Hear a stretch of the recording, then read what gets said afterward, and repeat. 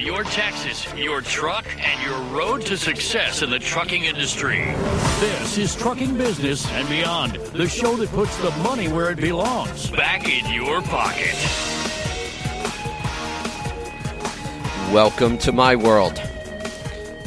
I'm your host, Kevin Rutherford. It is Sunday, January 14th. We're here live. Pick up the phone and join me, 8888 Road Dog. Calls are busy already. We'll get to those in a little bit. The show is all about the business of trucking. We'll take your calls and answer your questions about trucks, money, fuel mileage, maintenance, tires, taxes, technology, health and fitness on the road, getting started as an owner-operator, finding freight, working with brokers, getting your authority, you name it. We'll talk about it. All you have to do is pick up the phone and call. Normally, I spend the morning researching, reading, working on ideas for the show. And this morning I decided to take a break. I was just really starting to feel a little burnout. Haven't had any days off. And they've been long days, trying to read all the tax code, write calculators, do reviews for people. So this morning I just decided to take it easy. Figured we'd talk about whatever it is you wanted to talk about. And about an hour before the show, I went online just to answer questions. I have two groups that I try to stay on top of any questions. One of them is the online course that I'm doing about getting started as an owner-operator, so that we have a private Facebook group, and I answer questions throughout the course in there. And then the other one is an open Facebook group about understanding the new tax law. So one place where I can try to keep all the information together. So while I was in there, of course, I happened to see several other comments, and I don't know if it was a full moon last night, or I have been getting a lot of press and exposure in the industry because of the new tax law. I think I've been interviewed on 4 different articles in the last couple of months. I've been doing several other shows. I have a couple more shows coming up. This coming Friday, I'll be doing 3 hours on freewheeling again. And I think on the 22nd, that's a week from Monday, I think I'll be doing 2 hours with Mark Willis. Maybe it's just all the exposure, but I could not believe how many absolutely false statements and comments I saw about myself. It's always challenging. I do not, in fact, I love having my facts challenged, my opinions challenged, my strategy, because it gives me a chance to prove it. It gives me a chance to say, here's why this is how this works. Here's the research, here's the proof. If it's my opinion, just gives me a chance to back up my opinion. Opinions are just that, they're not facts. But I try to base my opinions on good facts with lots of research. So I love when people challenge my opinion. And then we can get into a good discussion, and if everybody keeps it civil, we all learn something. That's good debate. That would be the positive side of social media. What I always wonder what I should do with is when people just make absolutely false statements about me. I've tried ignoring it, because most of the time those people just aren't even worth engaging with. The problem is if it continues, then other people believe it. This is the downside to social media. So if I just ignore it and let it go and it keeps getting repeated, then more and more people believe it. So I have to at least, well, I don't have to, but I've chosen many times to at least step in and just make this statement saying, could you prove that statement you just made? Because many times I can prove the opposite. And like I say, it's always a challenge. Do I engage them, ignore them? But I just find the more I ignore them, especially lately, the more things keep getting repeated. But here were some of the crazy statements. I don't know what it was this morning. It was just loaded with them, and they're so blatantly wrong. You could say some things that, I've even changed my mind about over the years, as I've learned more things. But these were really, really clear and blatantly wrong. Let me give you some of these. One of them, in one post, somebody claimed that I was a huge proponent of the Max Force engine, that I said it was a good engine, and I supported it. I can't count how many times I have said that is the worst diesel engine ever produced, worse even than the D16 from Volvo, which used to top my list. So it's easy for me to just post a clip and say, no, listen, here's 6 times where I clearly said the Max Force engine is the worst. How did anybody... So do they really hear me that wrong? Do they just make this stuff up for some reason? Or do they make such blatantly, obviously wrong statements just to get a reaction? That's why I always wonder what I should do. Here was another one. I thought this was hilarious. Somebody claimed they had absolute proof that the Keep On Truckin' app and the website was owned by me. And that's an ELD app. Now, first off, if I did own the app, I'd be promoting it. Because if I would have spent the money to invest in building an app, I would have been promoting it. So I've never even seen the app. I've heard of it. I know they were one that had the problem on the first day, but a lot of others did too. I've heard a lot of people say good things about it. I certainly don't own it. I don't even know who does. And I don't own the website. And when he was challenged, he promptly deleted all of the comments. So they're gone now. And that's another reason why sometimes several of these today, when I challenged them, they just got deleted, which is good.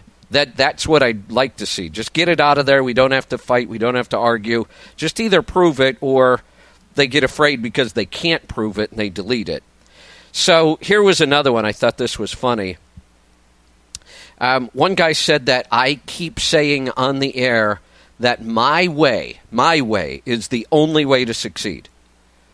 And again, one of my favorite statements for a long time was, look, here's how I do it, but there's 1,000 ways to skin a cat.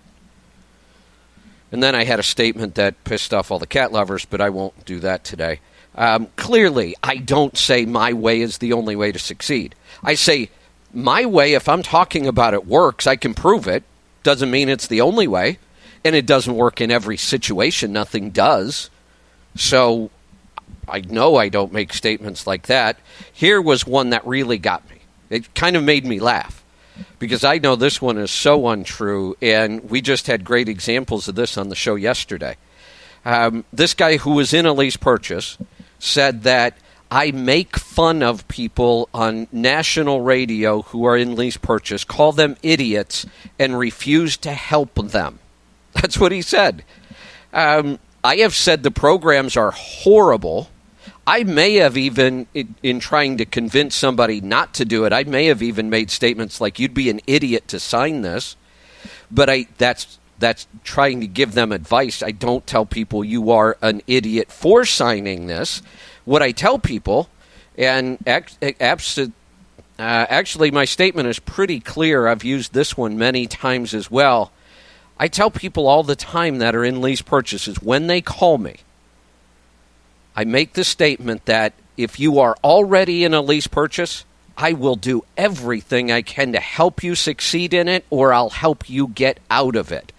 And then I go on to say, if you're not in a lease purchase, but you're thinking about it, I will do everything I can to convince you not to do it. I've made that statement, I'll bet 50 times, not exaggerating. And we had some great examples of it in the show yesterday and this past week. Tad, who I've been working with for 3 years, is about to buy his truck, go to Landstar, and probably triple or quadruple his income. I have a caller I've been working with that calls all the time who was making $13,000 a year in his lease purchase when he first called me. And I've been helping him. He's doing all the hard work. I'm just making recommendations. He got out of it, got his own truck, went to Landstar, did extremely well, recently got his own authority, and made over $100,000 net. Those are the success stories that I absolutely love. But to say that I refuse to help people in lease purchase and make fun of them, unbelievable. Here was another one. I read somewhere on one of my posts, somebody made a comment that Now that ELDs are in place, people are driving like idiots and accidents are up. That was the statement. So I just asked a question. I said, wow, where did you find the data on accidents being up? Could you share it with me? And the response back almost immediately was, hell no, find it yourself. And I said, I wasn't being sarcastic. I look for that kind of data. And it doesn't exist as far as I know yet. Normally, crash data is sometimes 2 years behind the time period. Like if I go look for crash data now, I'm not going to find 2017. It takes a while to compile that data and get it out. So I'm wondering where he found data proving accidents are up since December 18th. Hasn't even been a month yet. So I responded with that, and he deleted all of his comments. One more thing I'll cover real quick right after this break, then we'll get to your calls and questions. Stick around. I'm Kevin Rutherford.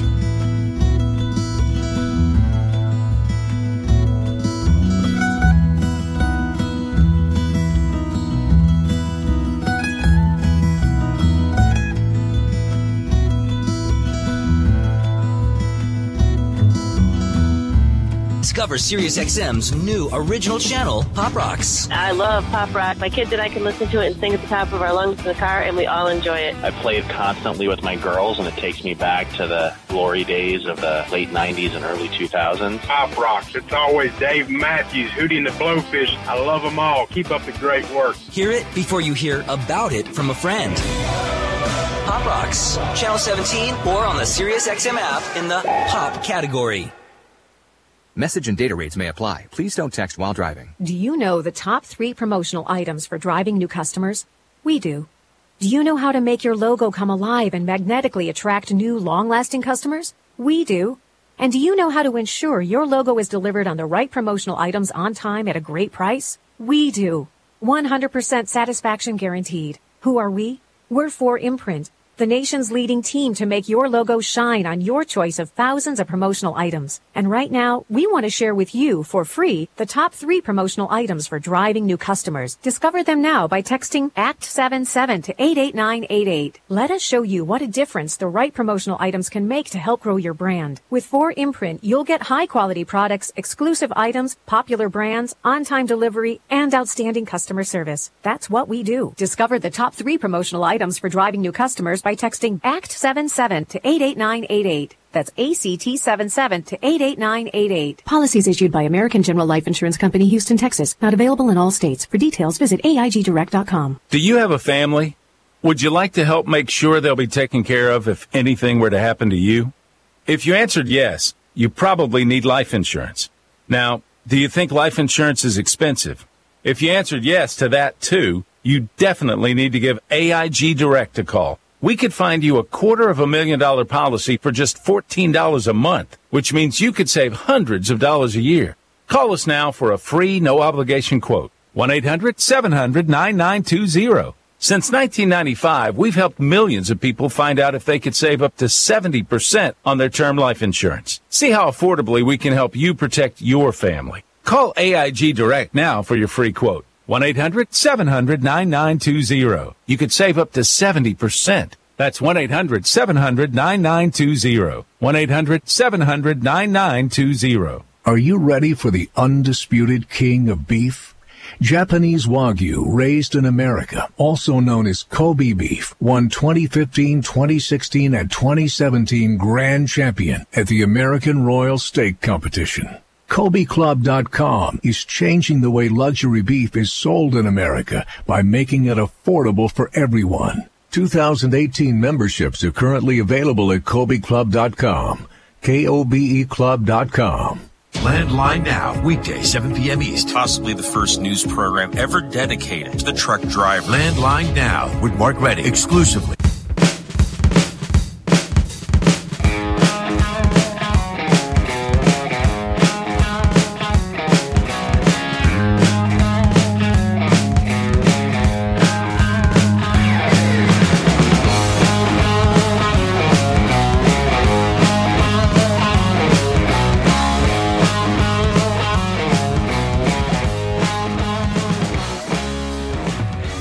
Welcome back. I'm Kevin Rutherford.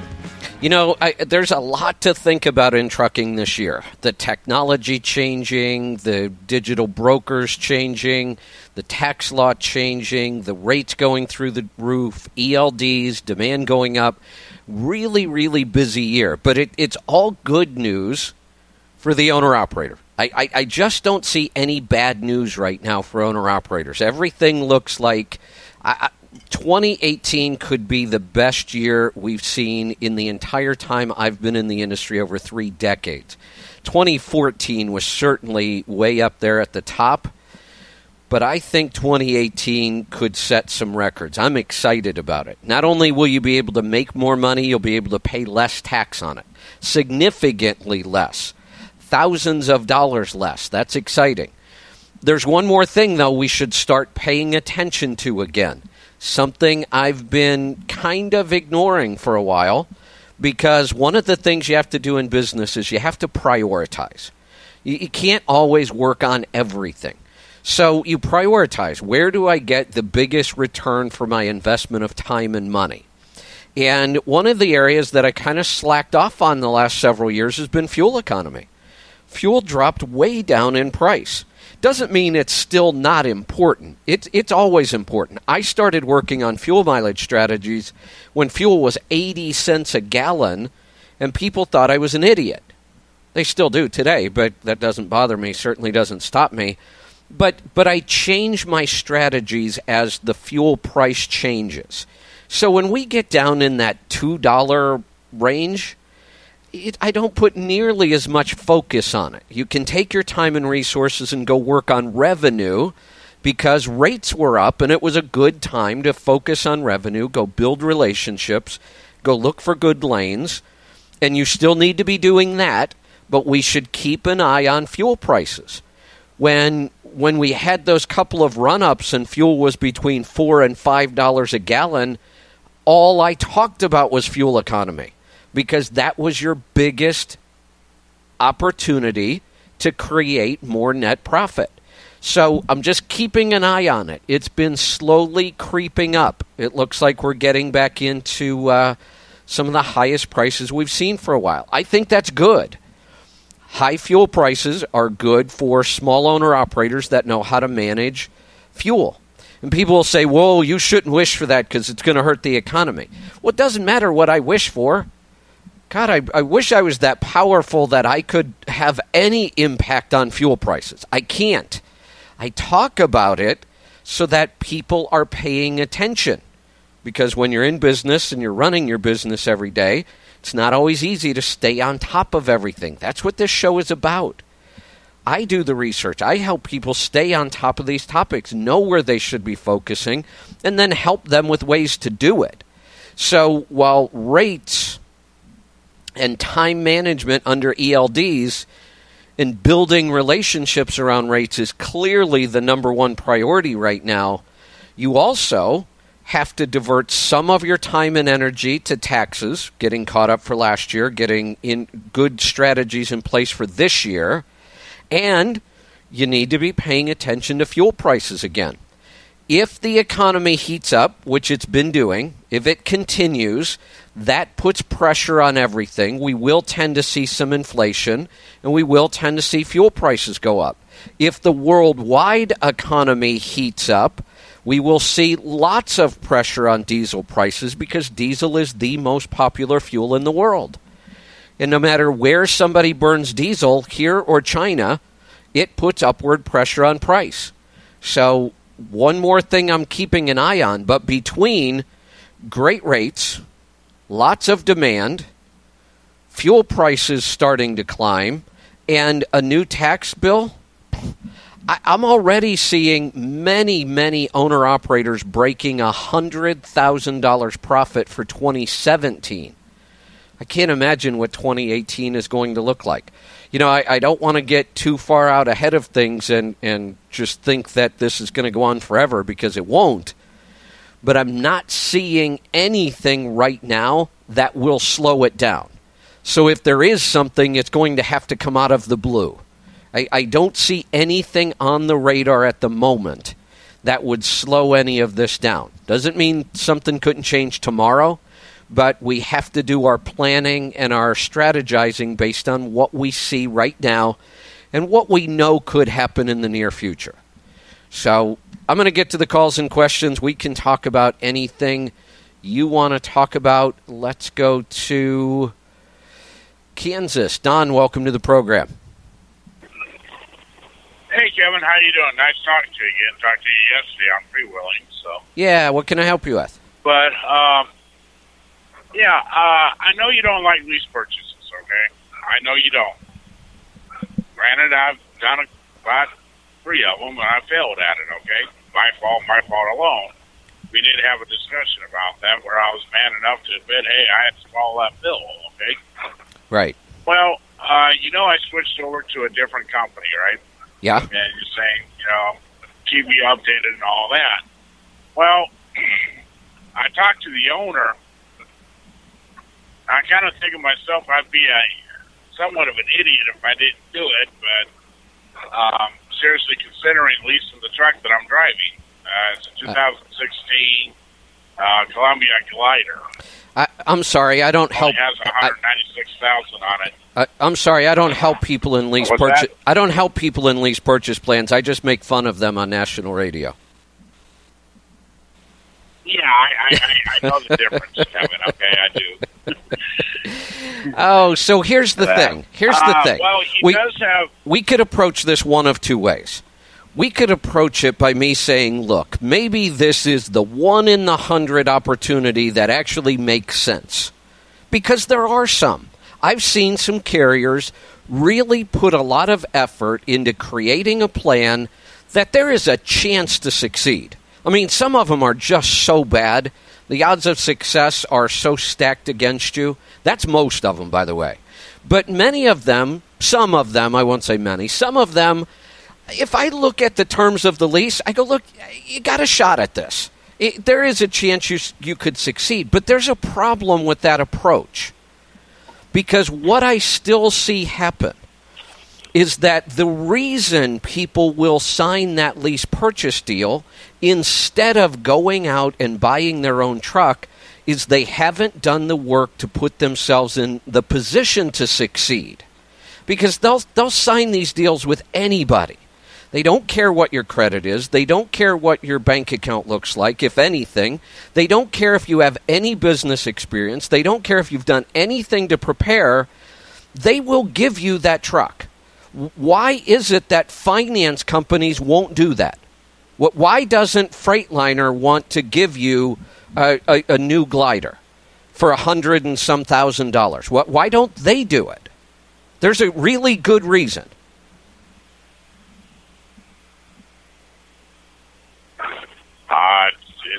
It's probably too much of a risky investment for them. Absolutely.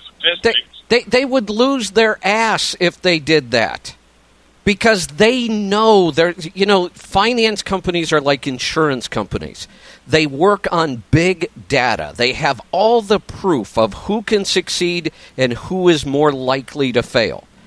And the more likely you are to succeed based on all of their decades and decades of data, the better interest rate they'll give you, the better terms they'll give you, and the less likely you are to succeed, the more you're going to pay for that money.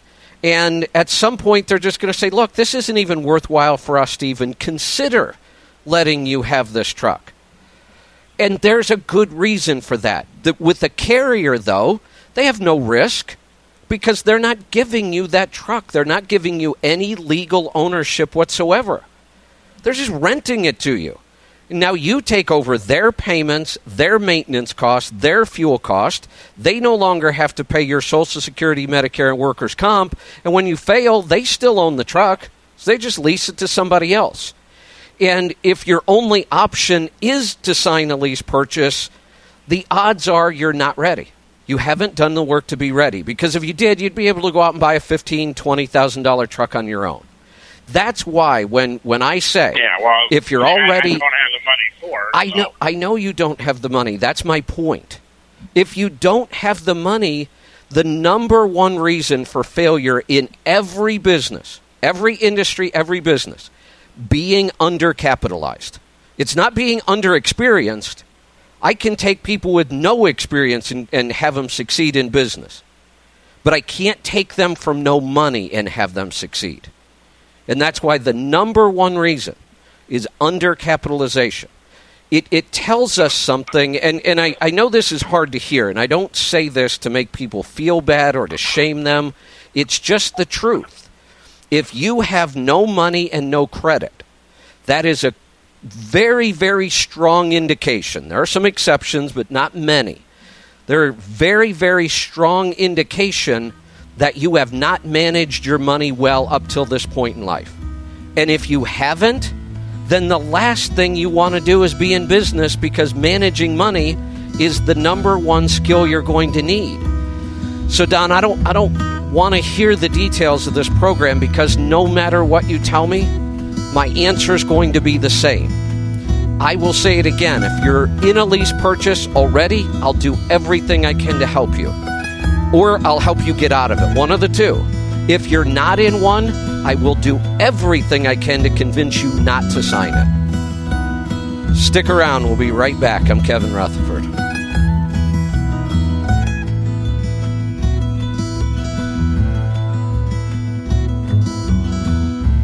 Hey, this is Jeff Foxworthy. Larry the Cable Guy here. Happy to bring you Jeff and Larry's Comedy Roundup. You'll hear all-American comedy that you love, backstage interviews with your favorite comedians. Be me, Jeff Foxworthy. And a whole bunch of our friends. Did I mention me? Oh, quiet out loud. Jeff and Larry's Comedy Roundup is on right now. Check it out. Sirius XM 97.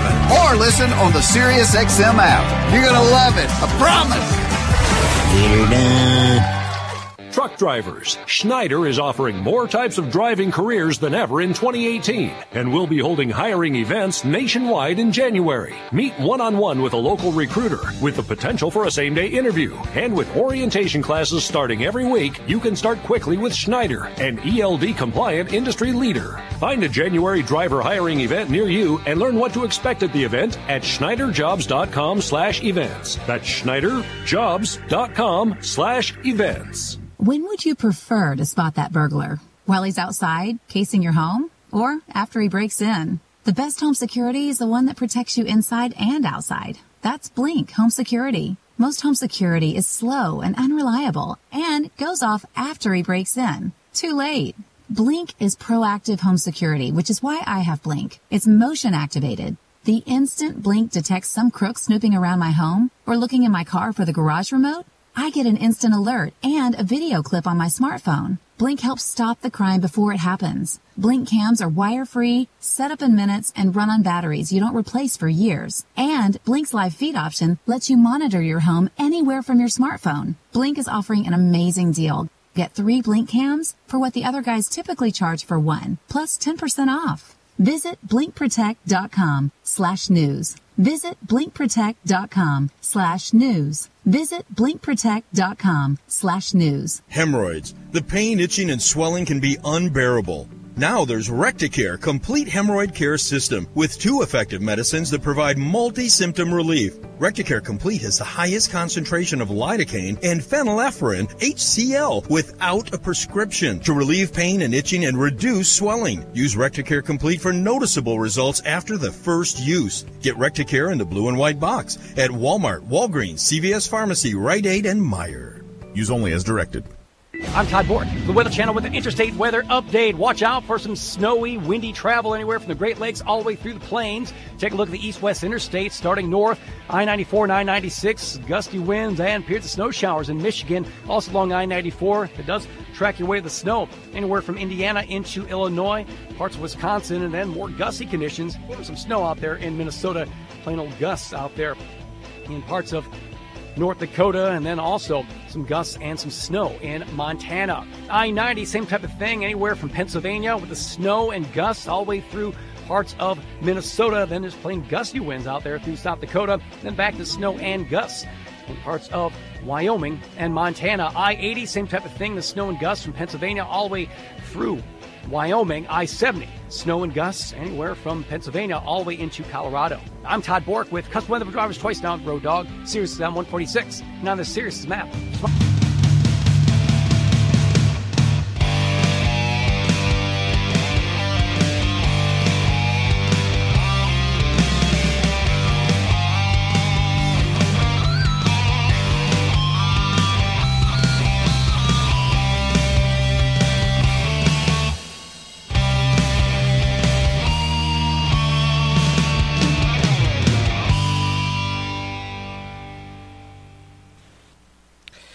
Welcome back. I'm Kevin Rutherford. The number to join us, 8888 Road Dog. The website is letstruck.com. We're going to get right back to the phone calls. We are off to South Dakota. Steve, welcome to the program. Good afternoon, Kevin. Say, I've never stopped thinking about fuel economy. What's the matter with you?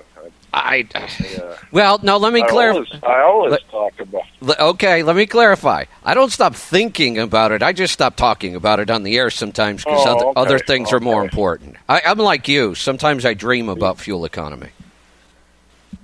Oh, yeah. People around me get bored, because that's all I ever talk about. But I could talk about something different now. I could tell you about my brand new 2 million mile truck.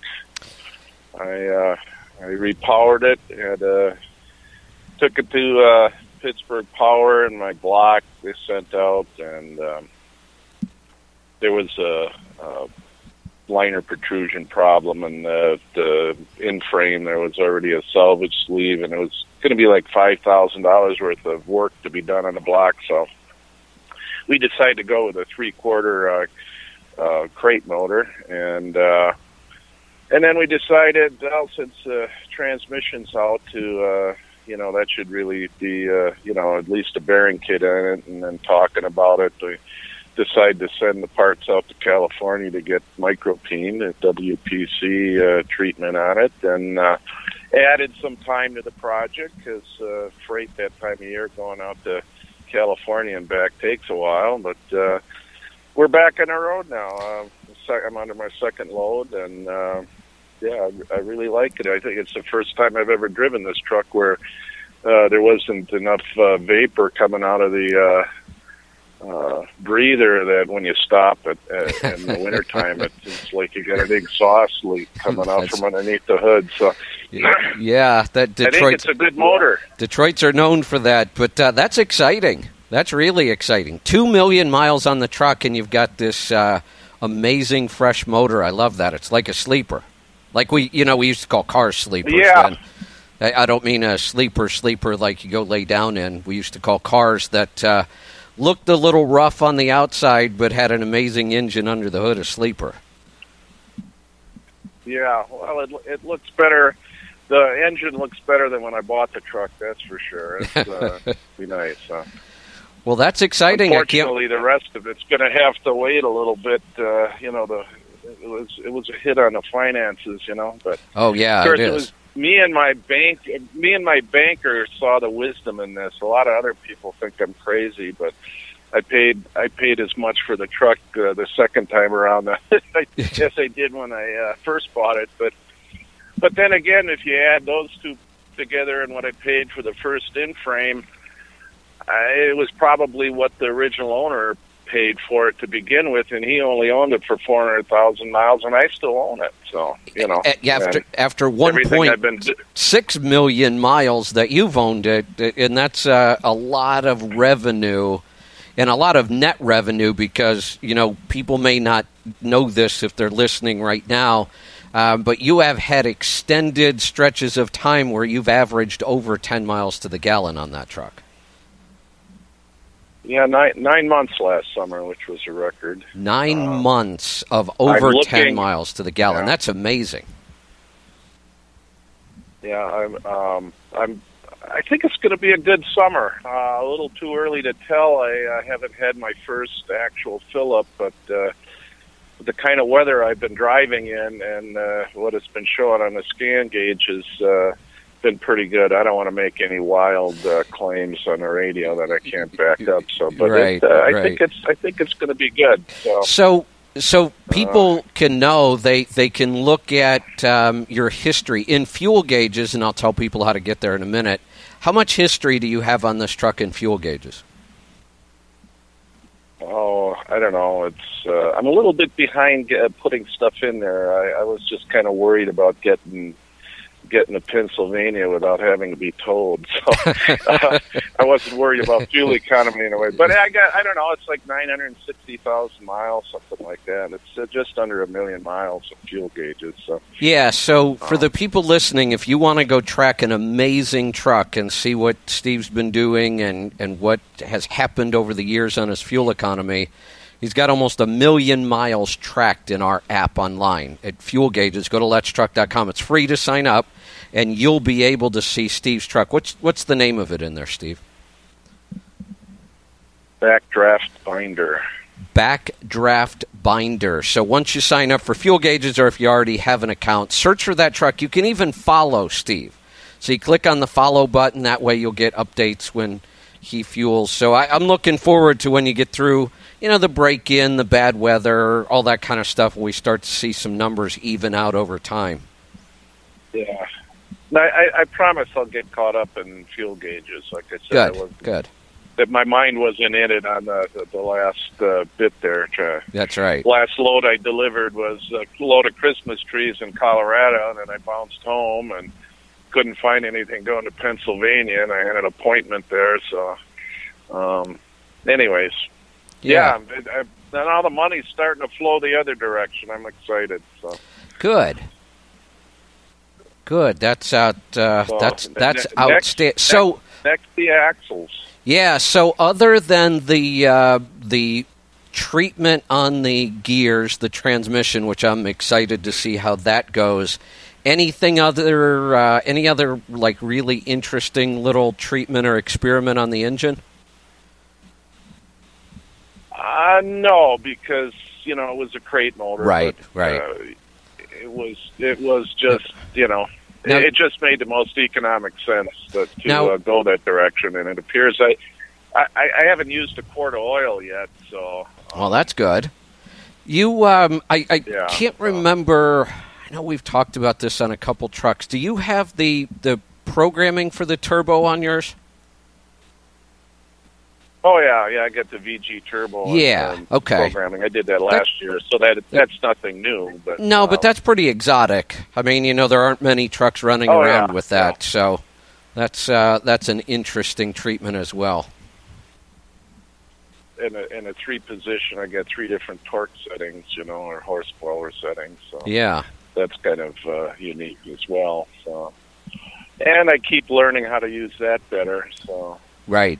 One thing I got to ask some advice on is how do I get the oil temperature gauge up on scan gauge, because the wiring harness was different, and International had a different wiring harness than Detroit, and we couldn't. It's getting to the end, and so I got to go. So we weren't worried about the oil temperature gauge, but I do follow it. And I can't get it. I put an extra scan gauge in, and I know there's a way of getting extra gauges on there, but I haven't figured that out yet. Okay, that's what I was going to ask, if you've ever been through that procedure. So in the book, in the manual, if you still have it, if not, I think you can go online and download it. Okay. Yeah, they have a feature called Xcode, or you can even call Linear Logic directly. They have a feature called Xcode. Okay. And what they do is the instructions walk you through the procedure to create the Xcode. And what it's doing is the device is reading the information that's available in the ECM, and then it tells Linear Logic what is in there, what's available, because every ECM can be different and every truck configuration. Once they see that file that it creates, then they send back the instructions to you on how you create those new gauges that are available. So that's the process. You go through a process, you send them a file, they take the file, create the instructions for you to program the new gauges and send it back to you. It looks really confusing and complicated at first, but once you go through it, it's pretty straightforward. Sounds like something I'll get a headache at. Probably, probably. But yeah, the ECM is getting the oil temperature from a different location. Yeah, there's a standard set of gauges that the scan gauge looks for and kind of programs on its own.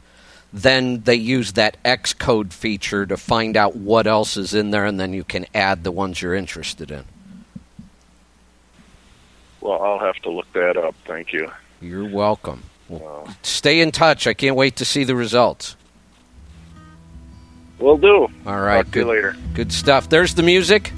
That means I've got to get to a break. Lots of time left today. If you want to get through and join us, and you do, pick up the phone and give me a call. Anything goes today. I took a break from research this morning. My brain is a little tired from all this tax work. And we're not even started on tax season yet. That's all right. It's exciting. If you need any help with your taxes, by all means, give us a call, and I would call early. 855, early in the season, like now, this week. 855-800-3835. We can help with your accounting, last year's tax return, and get you set up for this year. We'll be right back. I'm Kevin Rutherford. The Killers tore the roof off a Brooklyn club, while Nothing More stripped it down in the studio. Let's go to war! Relive the moments that rocked 2017 with encores of exclusive SiriusXM performances, plus the year's biggest songs with countdowns from Alt Nation, Octane, and more. SiriusXM's Best of Rock 2017, all this week on Spotlight Channel 4, or listen anytime using the SiriusXM app. Back in 1937, the great salesman Elmer Wheeler coined the phrase, "Sell the sizzle, not the steak." But today, if you look at your sales team and all you see are steak sellers, it's time for a different approach.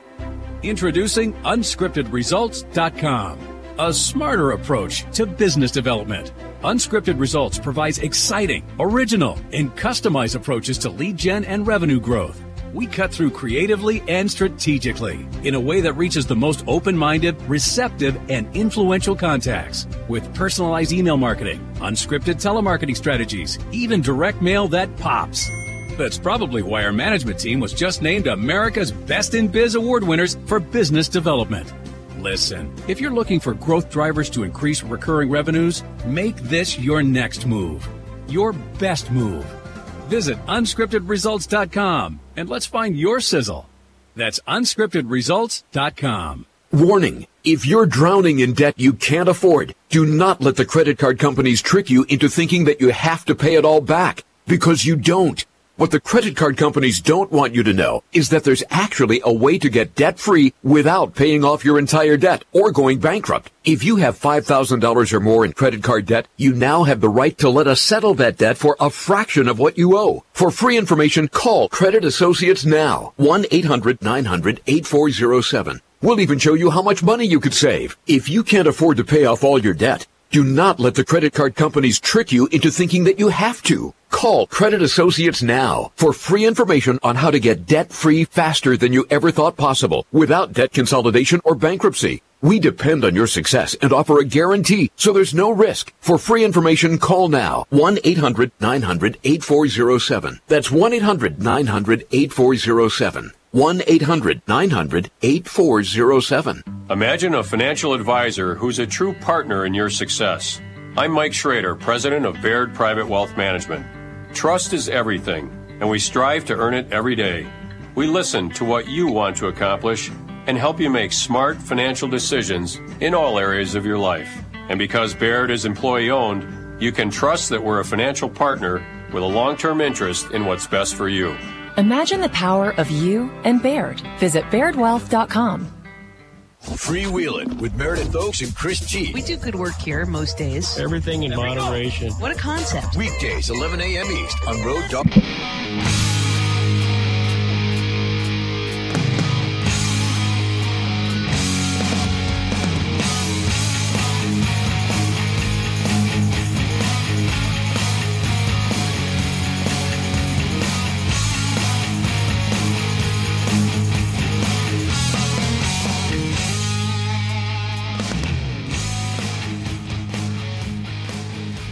Welcome back. I'm Kevin Rutherford. The number to join us, 8888 Road Dog. We're off to the phones. We're going to head off to North Carolina. Charlie, welcome to the program. Well, how are you doing today, Kevin? And thank you for doing the hard work for us. You make it easy for us. You're welcome. What can I help you with? Hey, let me clarify one thing. I try to make it simple for you. I don't think any of this stuff is easy. My part, is kind of easy. I just do some research, develop some strategies, share them with you. You have to go do the hard work. I don't ever think what you guys do is easy. I just try to make it simple. Well, you do. You do the hard work because you do all the research for us. Well, I love doing it. That's the hard work. We'll keep it up. Okay, that's good. My concern today is I've got an 07 Freightliner Columbia. Okay, the motor's just been reworked. It's got a reman train in it. Would I be better off to keep putting money in this truck or take this motor and transmission and put it in a glider kit? That's always a tough call. We can break it down to math, but we have to make some predictions. Will this keep breaking down? What is our cost per mile going to be on maintenance? If we take it out, build a glider, now we have to calculate the cost of the glider, the increased insurance. We have to predict what the maintenance and fuel economy will be. It's a difficult...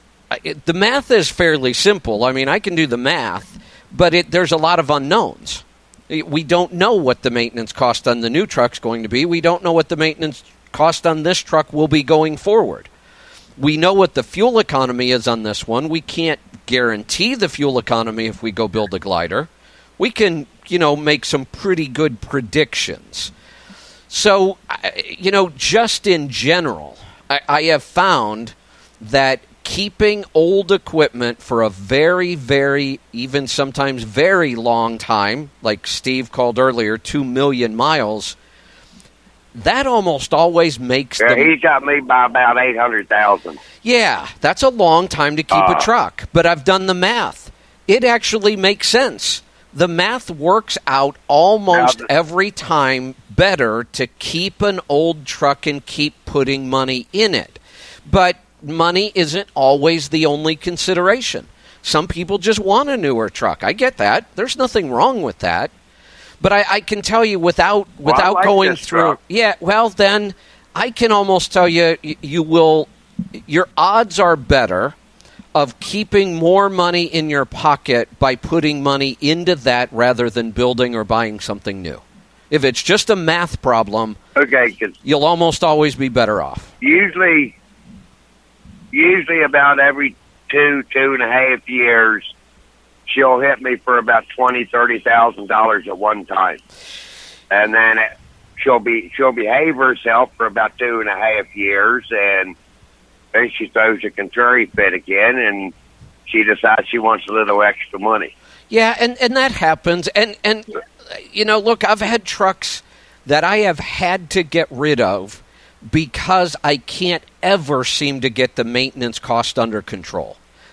Every now and then you just run across one of those trucks, but they tend to have a long history of that. And they happened earlier in my career when I wasn't as good at inspecting and buying used trucks, and I made some mistakes, with my own strategies, didn't do the right inspections.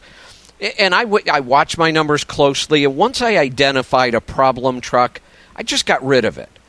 But a problem truck is one that just consistently keeps doing that to you year after year.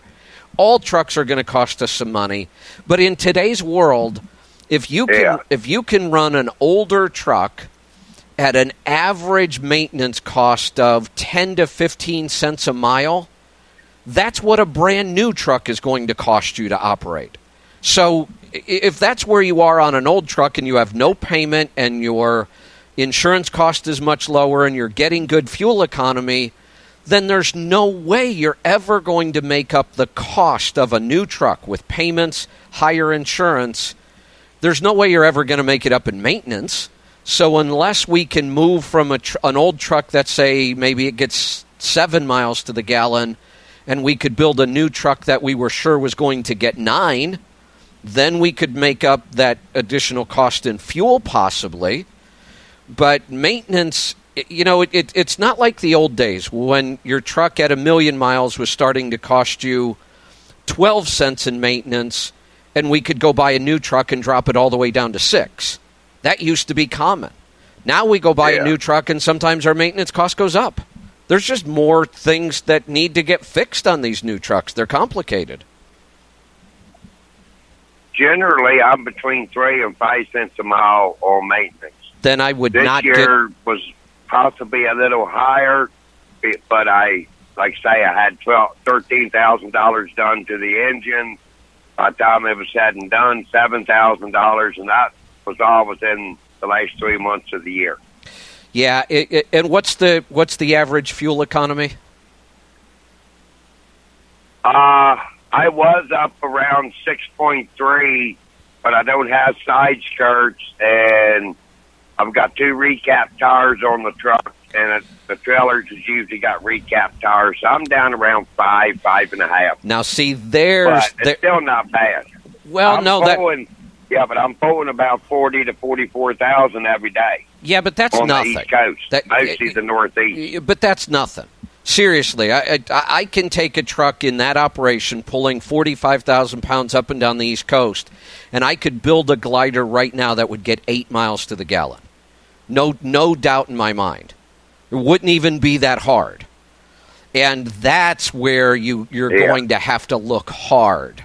Because even if we drop that down to 7.5 just to be, I don't think 8 is unreasonable, but let's drop it to 7.5, and let's say you're getting 5.5. There's $12,000 to $15,000 in additional cost right there, or additional savings.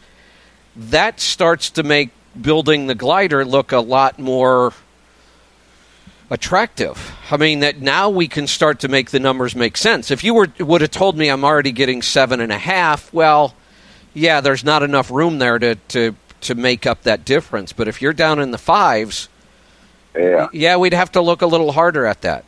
You could probably go either way at that point.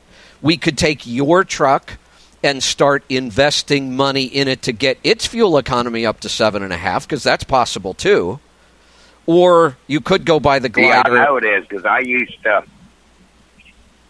do 6.8 to 7.3. Yeah, so we could get 7.5. They pulled the motor apart the last time. Yeah, we could do it. We could get it up to 7.5, possibly 8.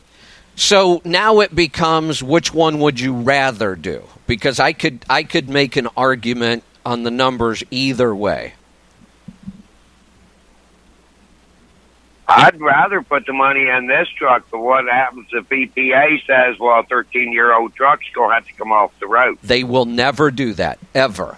And I don't make strong statements. They will never do that? I very, very seldom use words like never, always, because those statements will come back to bite you.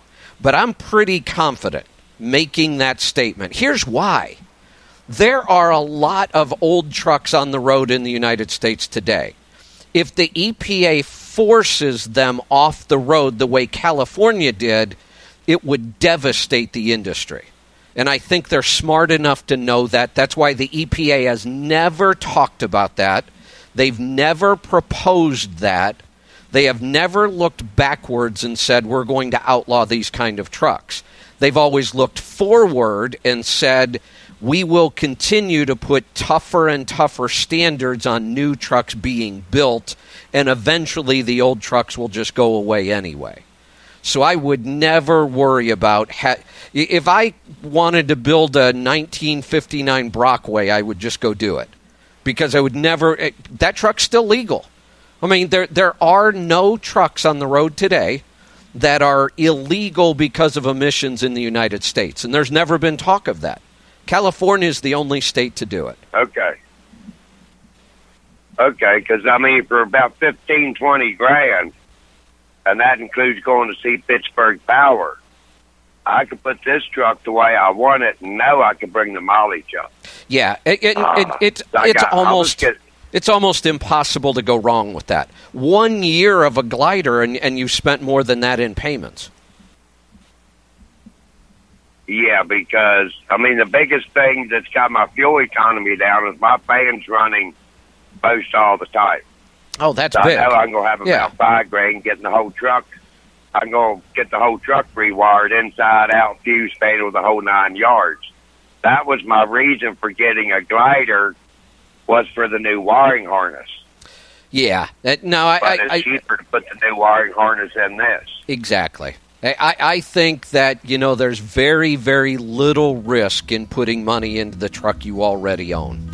And I would make sure while I was putting the money in, I was really focused on improving fuel economy and lowering maintenance cost.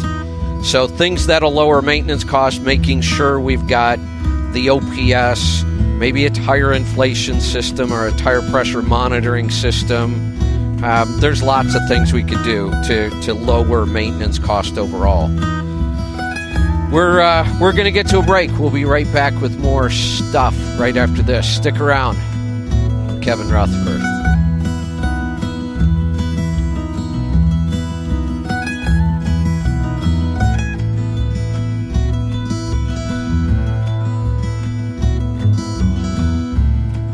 And now, for a Road Dog Radio Check. Hey, it's Meredith Oaks. Hi, I'm Chris T. And we're right here in New York City. Here in Rockefeller Center. I'm Mark Reddick, the host of Landline Now, and we're coming to you from the hometown of President Harry S. Truman, Kansas City, Missouri. And that, my friends, is the Road Dog Trucking Radio Check. Rest assured, wherever you are, we are.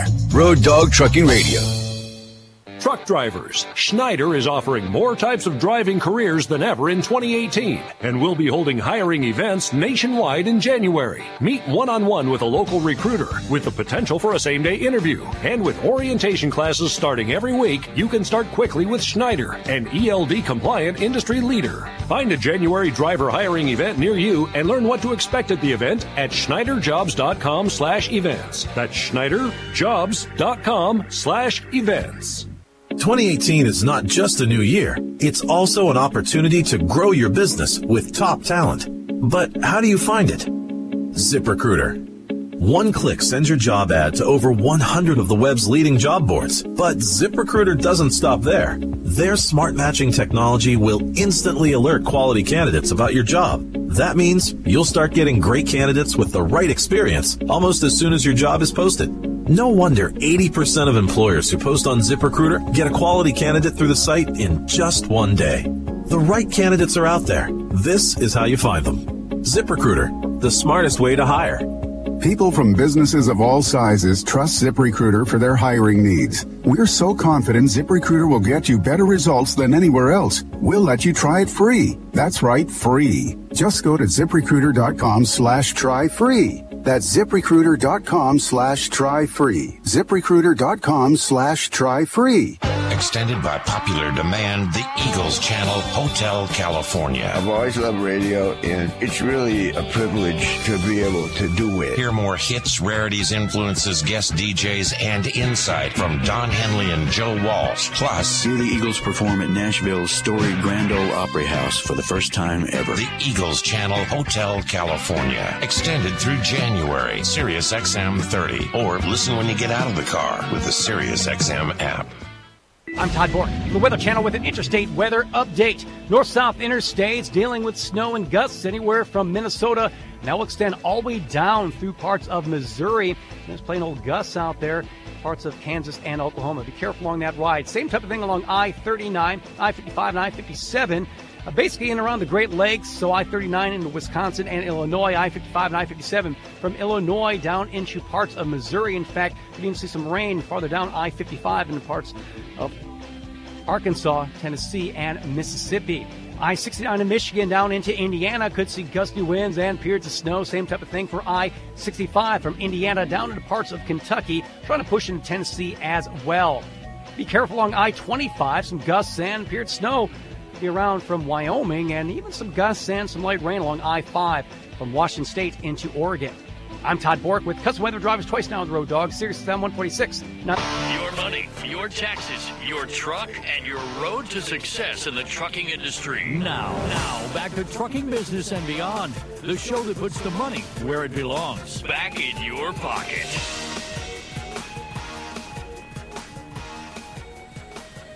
Welcome back. I'm Kevin Rutherford. The number to join us, 8888 Road Dog. We're going to get right back to the calls. Lots of time to get through. Keep dialing. We're going to head off to Minnesota. John, welcome to the program. Hi, Kevin. I just need some accounting clarification. Okay. Using your profit gauges, the last week of the year, my friend doesn't receive the payment for the loads he hauled until next year. Do those get put onto this year of profit gauges or next year? You know, this is a really this is a really common question. And if we go by the accounting rules, you actually have some flexibility in this. The IRS would never argue if you reported it in this year. And there's actually some advantage this time. Normally, I tell people, no, we always want to put income off until next year if we can, and I'll explain how the rule works in a second. But this is one of those years I'm telling people you might want to consider pushing the income to this year because next year all of our taxes go down. So, you know, you get a, oh, no, wait a minute. That would be expenses. Income we want to push to next year. I'm sorry. Was totally thinking backwards there. And here's why he can push it to next year. The rules, we are all, when I say we, small businesses, owner-operators, almost always we operate as what's called a cash basis taxpayer. The other basis is what's called accrual. And I'm not going to explain the rules about accrual because very few small businesses use it. The rules for a cash basis taxpayer. It doesn't matter when you earned the money. It doesn't matter when you invoiced for the money. What matters is when was the money physically available for you to spend. So even if you received a check, you could decide to deposit it in the next calendar year. The IRS might argue that a little bit, saying it was available to you, but we kind of say it's available when it's in our account. But if you absolutely didn't have access to that money till the following year, even though you earned it in 2017, then we can show it as 2018 revenue. And this year, we definitely want to do that because the tax rate is lower in 2018.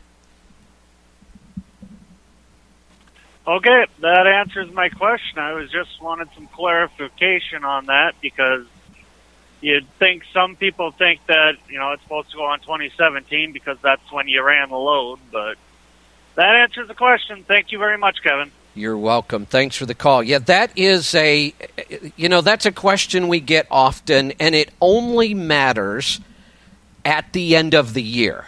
It doesn't really matter during the year. Some people will say, well, I did the work in July, but I didn't get paid till August. Well, put it wherever you want, but be consistent. We tell people throughout the year, just use the date on the document. So if it's a receipt, just use the date on the receipt. If it's a settlement, settlements have dates, multiple dates sometimes. Pick a settlement date, be consistent, and just use that date. Don't worry about this month, next month. But at the end of the year, you can make some decisions. And again, the rule is it's when you receive the money, not when you earned it. You have to show it as income when you receive it, and it's physically available to you as money. Let's go to Texas. Bud, welcome to the program. Hello, Kevin. I was listening to you talk about all those Facebook posts at the beginning of your show. Yeah. And I'm not one to post on Facebook, but I did hear a couple of disturbing things about you that I thought I'd just bring up on the air. Okay. What are they? The first is that that during the 2016 presidential campaign, that Trump had sent you to Russia to collude with them, and while you were there, you tried to convince Vladimir Putin to buy boatloads of Max Force engines from you, telling him that they were the best big truck engines that America has ever produced. Is any of that true? It is true. I was trying to bring down the Russian Empire by fooling them to buy Max Force engines.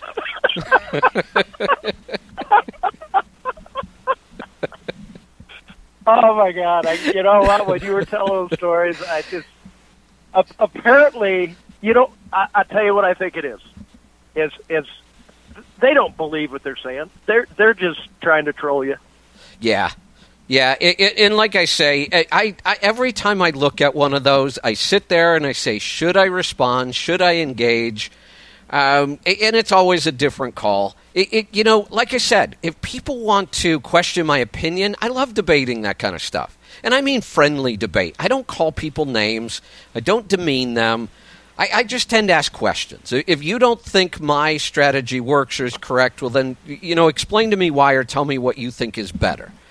And, many times I have gotten people that started off nasty. I have gotten them to actually engage in a conversation, and we both learn something. So I love that kind of stuff. If it's fact, and you want to debate me on fact, I hope you come prepared, because I do. I love doing research. It's what I do. I usually have my facts in order before I make, statements of fact. Opinion, they're just that. They're opinions. Everybody gets their own.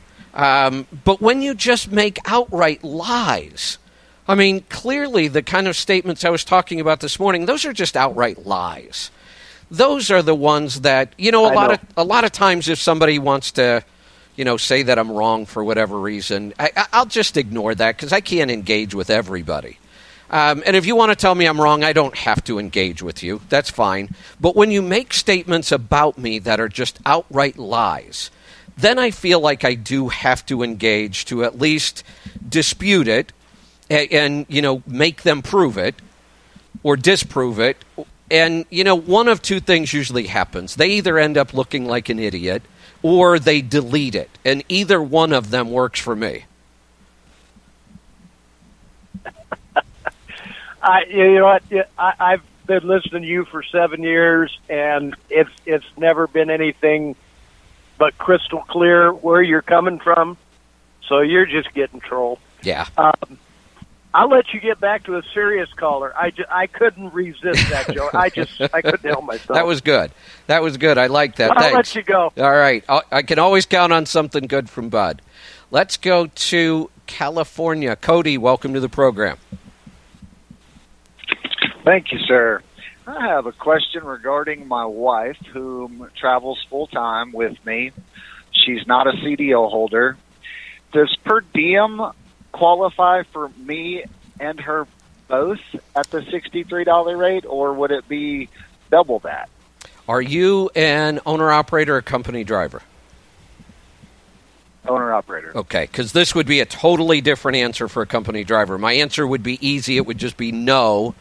As a company driver and you have a spouse riding along, no per diem for the spouse whatsoever. Now, the owner-operator is interesting. What per diem is per diem is an allowance that we're allowed to use for meals when we travel away from home on business. That's what it is, and it helps to understand what it is when we're talking about it and trying to understand it. Now, there are two different sets of per diem rules. One for most people that travel on business, and a whole different set of rules for people who are subject to hours of service. This is where it gets a little interesting. You clearly get to use the rules for per diem based on hours of service. Your wife, because you two own this business together, even if you haven't formally filed it that way, I mean, we can clearly show, businesses are joint property, so there's no argument against that. You two own this business together, whether you filed it that way or not. So when she's in the truck, she is still traveling away from home and there's a business reason for it. So she clearly gets a per diem deduction. The next argument comes, does she get the regular per diem deduction, which isn't as good, or does she get the hours of service per diem deduction? And even though she herself is not subject to hours of service.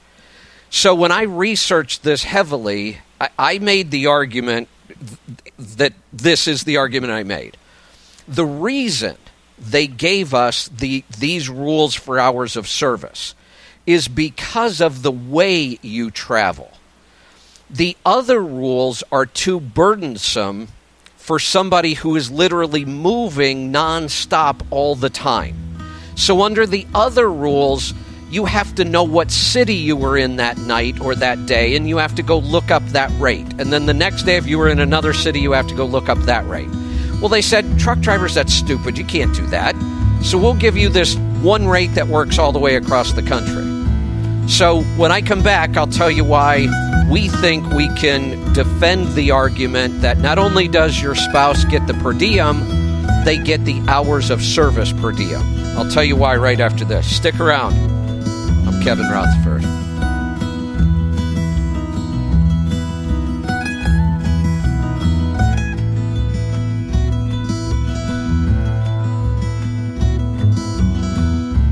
We're Sgt. Pepper's Lonely Hearts Club Band. They're signaling now. We're not the Beatles anymore. We're something else entirely. Rock legend Billy Joel returns to the Beatles channel. I'm going to go through their albums and talk about some of the songs that stayed with me the rest of my life. On a one-of-a-kind guided tour through the band's first 5 years of recordings. Billy Joel takes control of the Beatles channel with replays throughout the weekend on SiriusXM Channel 18 and streaming on the SiriusXM app. Message and data rates may apply. Please don't text while driving. Do you know the top 3 promotional items for driving new customers? We do. Do you know how to make your logo come alive and magnetically attract new, long-lasting customers? We do. And do you know how to ensure your logo is delivered on the right promotional items on time at a great price? We do. 100% satisfaction guaranteed. Who are we? We're 4imprint, the nation's leading team to make your logo shine on your choice of thousands of promotional items. And right now, we want to share with you for free the top 3 promotional items for driving new customers. Discover them now by texting ACT77 to 88988. Let us show you what a difference the right promotional items can make to help grow your brand. With 4imprint, you'll get high-quality products, exclusive items, popular brands, on-time delivery, and outstanding customer service. That's what we do. Discover the top 3 promotional items for driving new customers by texting ACT77 to 88988. That's ACT77 to 88988. Policies issued by American General Life Insurance Company, Houston, Texas. Not available in all states. For details, visit AIGdirect.com. Do you have a family? Would you like to help make sure they'll be taken care of if anything were to happen to you? If you answered yes, you probably need life insurance. Now, do you think life insurance is expensive? If you answered yes to that too, you definitely need to give AIG Direct a call. We could find you a $250,000 policy for just $14 a month, which means you could save hundreds of dollars a year. Call us now for a free, no-obligation quote. 1-800-700-9920. Since 1995, we've helped millions of people find out if they could save up to 70% on their term life insurance. See how affordably we can help you protect your family. Call AIG Direct now for your free quote. 1-800-700-9920. You could save up to 70%. That's 1-800-700-9920. 1-800-700-9920.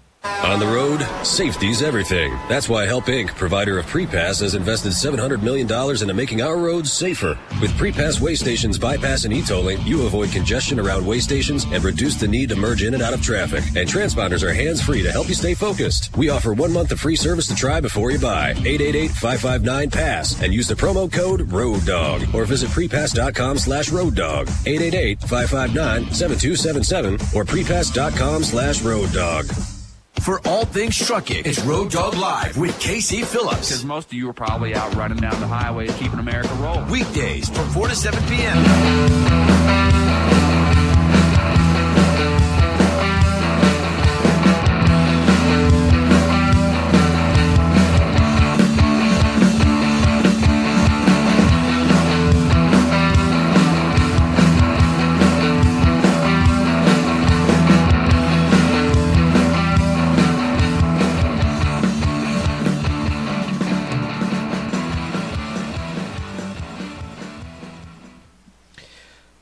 welcome back. I'm Kevin Rutherford.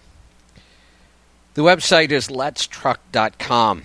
You know, looking at the tax code and those kinds of strategies, getting the per diem for a spouse, getting, a tax deduction for full medical insurance and full medical expenses when you have a spouse, using the S-Corp rules to drastically reduce self-employment tax, using S-Corp rules to do a lease back if you own a shop or something along those lines.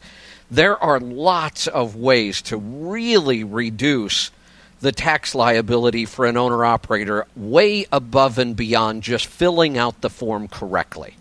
I know a lot of tax preparers who do owner-operators, and they fill out the form correctly. There's no mistakes. They understand the rules, and they do it right, but our tax code is complicated, which opens up what a lot of people refer to as loopholes. I don't really like that. It's just a strategy. If you read the tax code and you apply some logic to it, you can create scenarios using the rules. There's no cheating. There's no, trying to fudge a little. I'm talking about using really clear rules. But if you focus on them and you maximize them, that's very different than just filling out the form correctly.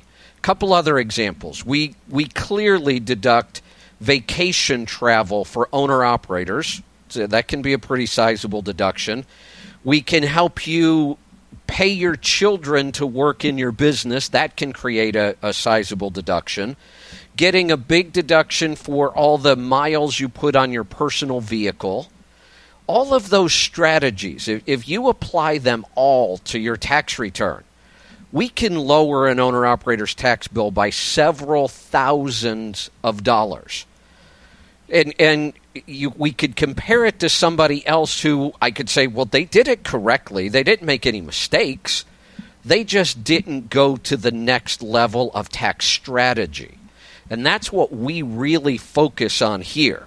I mean, obviously, we're going to do your tax return correctly. That's a given.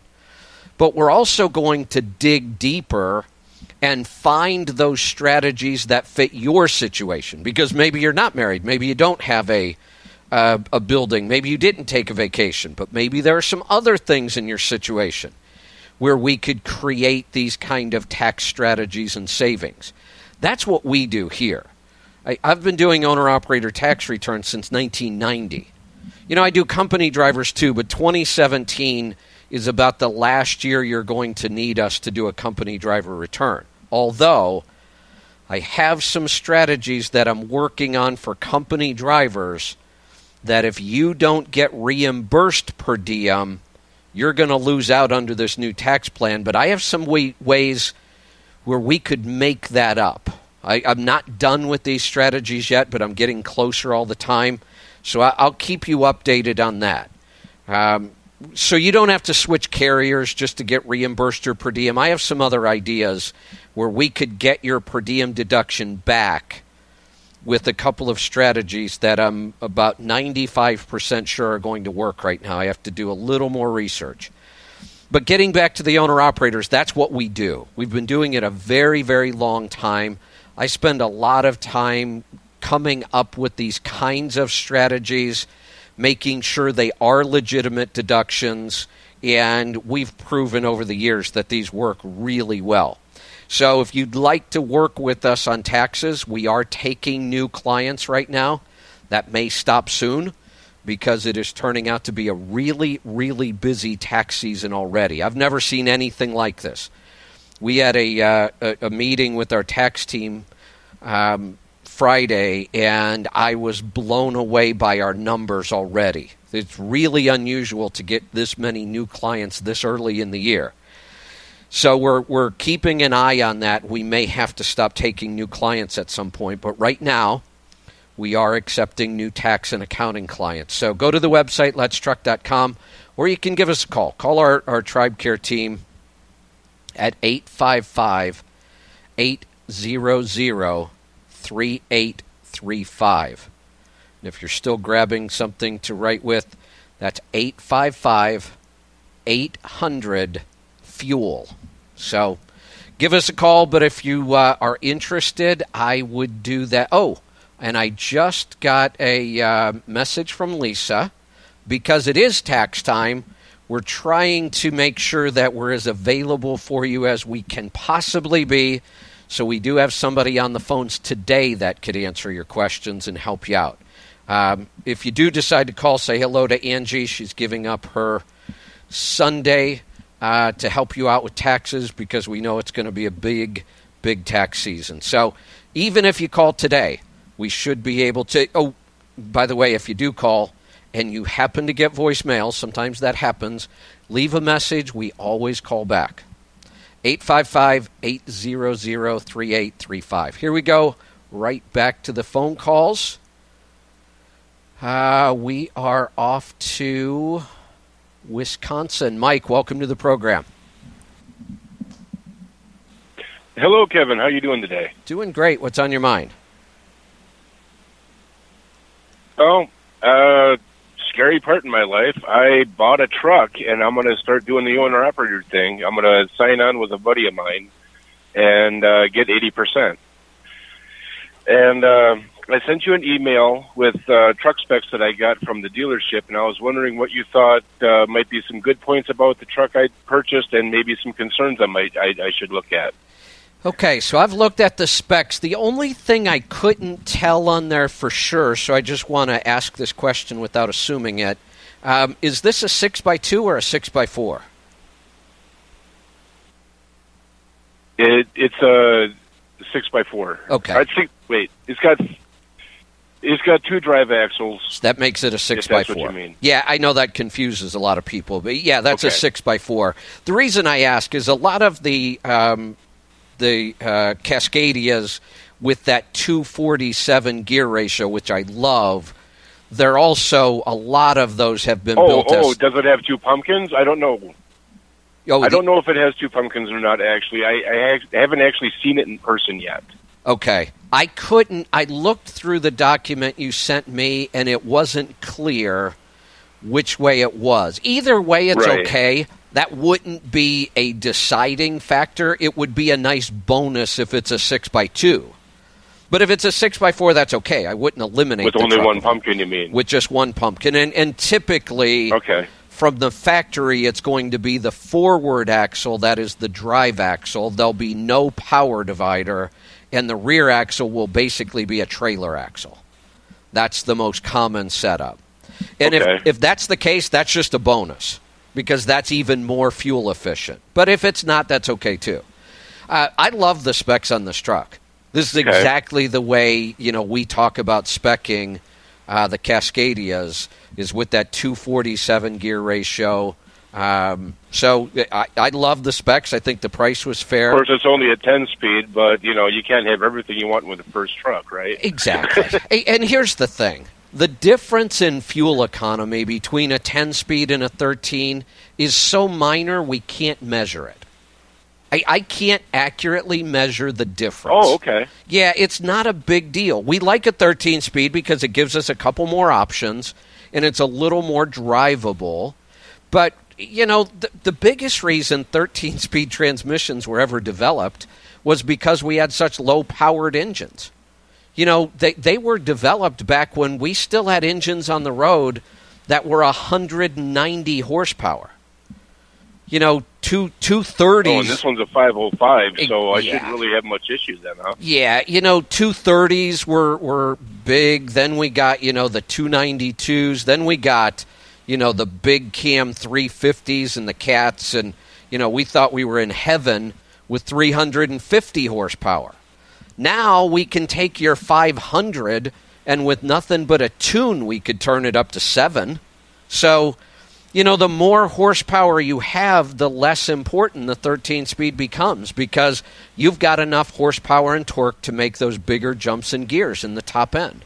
So I think these are great specs. Okay.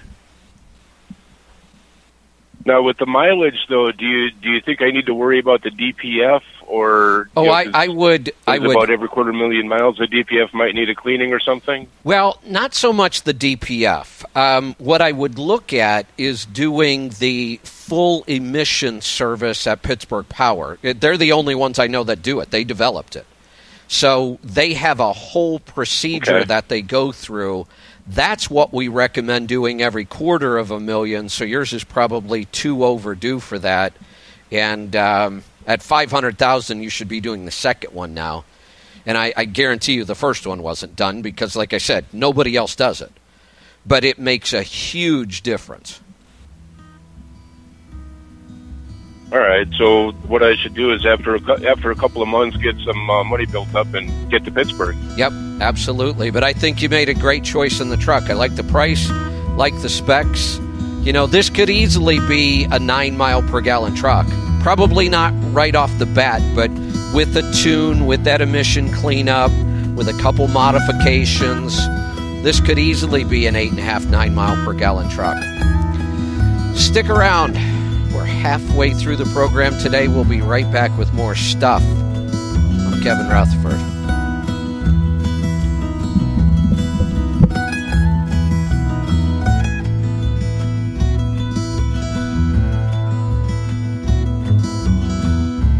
Dave Nemo Show. It's not just about trucking. It's philosophy. You say that you would like to go back and do it all over again and do it differently, but then you might not be who you are, so therefore it's impossible to do it differently, because if you did it differently, you wouldn't be you, and you wouldn't be able to say, I'd like to go back and do it again, because you wouldn't have done it in the first place. Right. The Dave Nemo Show. Traffic and weather updates every hour and news on all things trucking. Weekdays, 7 a.m. East. Road Dog Trucking Radio. That's the power of subliminal messaging. Professional truck drivers, you can't afford to be left behind. A new era of trucking is starting. Electronic logs, automated transmissions, mobile apps, times have changed. Isn't it time for you to make a change too? Schneider has been an innovative industry leader since 1935. Experience it yourself in 2018. A new era of trucking. A new year of opportunity. A new career for you. Search all driving jobs and limited time sign-on bonuses at SchneiderJobs.com. That's SchneiderJobs.com.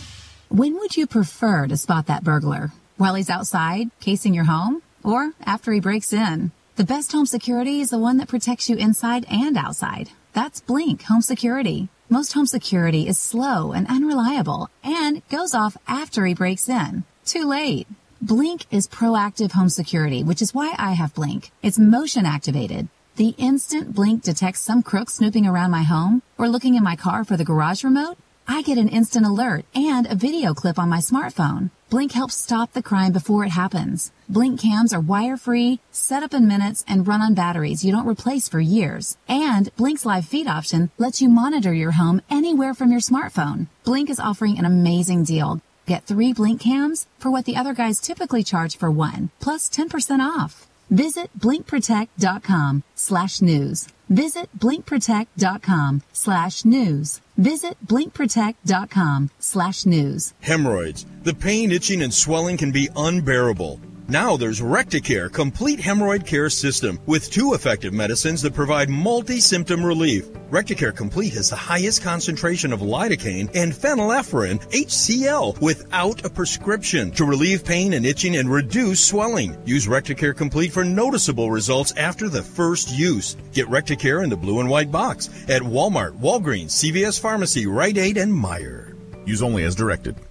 I'm Todd Bork, the Weather Channel with an interstate weather update. Watch out for some snowy, windy travel anywhere from the Great Lakes all the way through the plains. Take a look at the east-west interstate starting north, I-94 and I-96, gusty winds and periods of snow showers in Michigan. Also along I-94, it does track your way to the snow anywhere from Indiana into Illinois, parts of Wisconsin, and then more gusty conditions. Even some snow out there in Minnesota, plain old gusts out there in parts of North Dakota, and then also some gusts and some snow in Montana. I-90, same type of thing, anywhere from Pennsylvania with the snow and gusts all the way through parts of Minnesota. Then there's plain gusty winds out there through South Dakota, then back to snow and gusts in parts of Wyoming and Montana. I-80, same type of thing, the snow and gusts from Pennsylvania all the way through Wyoming. I-70, snow and gusts anywhere from Pennsylvania all the way into Colorado. I'm Todd Bork with Custom Weather for Drivers Choice now on Road Dog, Sirius XM 146, now the Sirius map.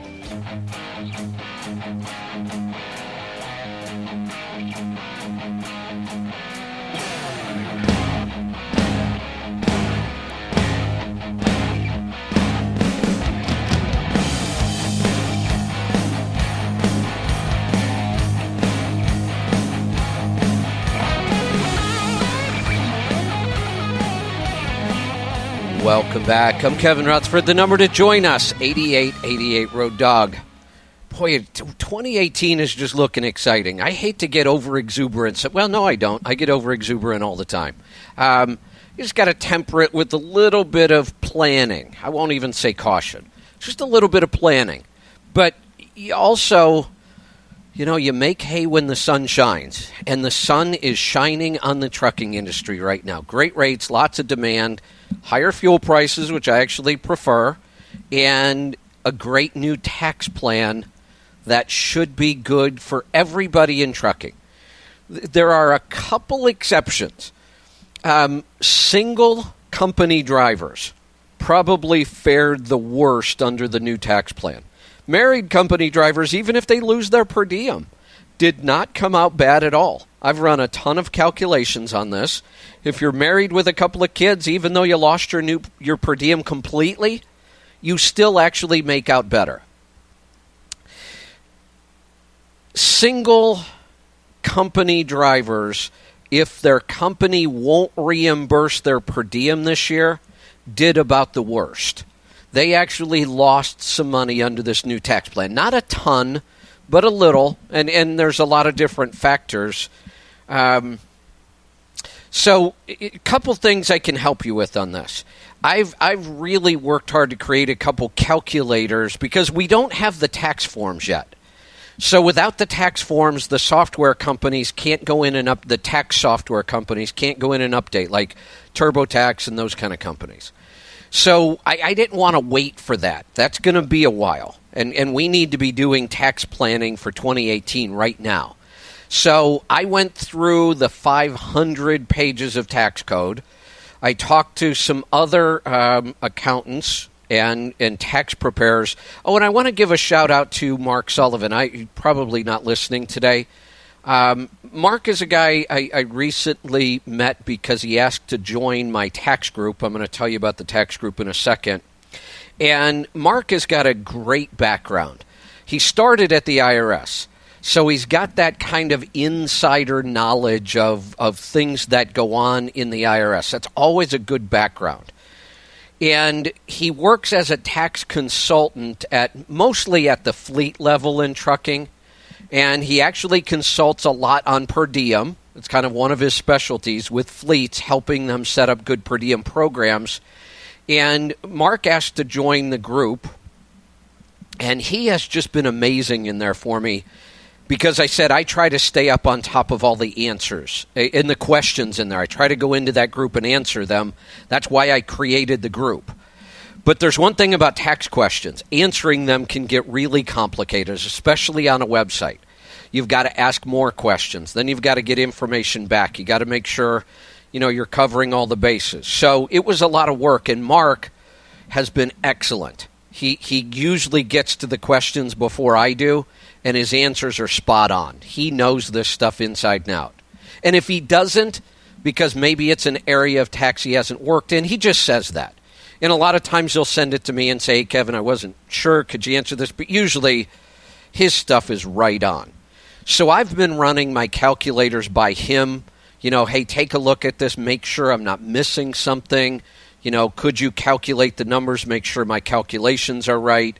So he's been a big help in that area as well. So 2 resources right now I've created to help you with this new tax law. And I have more coming, but these are done. One, I have the group that I just talked about. And if you want to be a part of that group, it's an open group. You just log into Facebook and then not a Google search, but a Facebook search inside Facebook. Search for Understanding the New Tax Law in Trucking. Use those words. You'll find my group. You can join it. And that's where I'm posting, examples. It's where I'm answering questions. Like I said, Mark is in there doing a great job answering questions. We're answering all kinds of questions. Owner-operators, corporations. If you're a driver, how can you maybe convince your carrier to start a per diem program? Again, that's Mark's specialty. So a lot of good resources in that group. So head on over to Facebook and join the group. In the group, you'll also find a link to a form. It's a short form. I ask you about 6 questions, And then if you want, you can even attach last year's tax return, and by last year I actually mean your 2016 return, because nobody has 2017 done yet. You can attach your tax return, and I'll do two things for you, and I'll do it free. I will review your tax return for errors or for strategies that you're missing out on, and I will also run a comparison for you to show you how 2018 tax laws would affect you personally. So I'm going to ask for things like, what is your filing status, single, married, that kind of stuff. I'm going to ask if you're obviously a company driver or owner-operator. That changes things. I'll ask what either your net pay was as a company driver or what your net profit was as an owner-operator, and then I'll ask you how many nights you were away from home. That's it. Answer those questions, attach your tax return, or don't. If you attach the tax return, I can dig a little deeper, but you don't have to. And hit submit, and I'll do a free review and an analysis of how 2018 will affect you, and I'll send it back to you in email. And then if you're in the group, you can ask questions about it, and I'll go in and answer the questions. I am also planning, here's another resource that I'm hoping to kick off this coming week, and if I don't get it completely finished this week, for sure next week.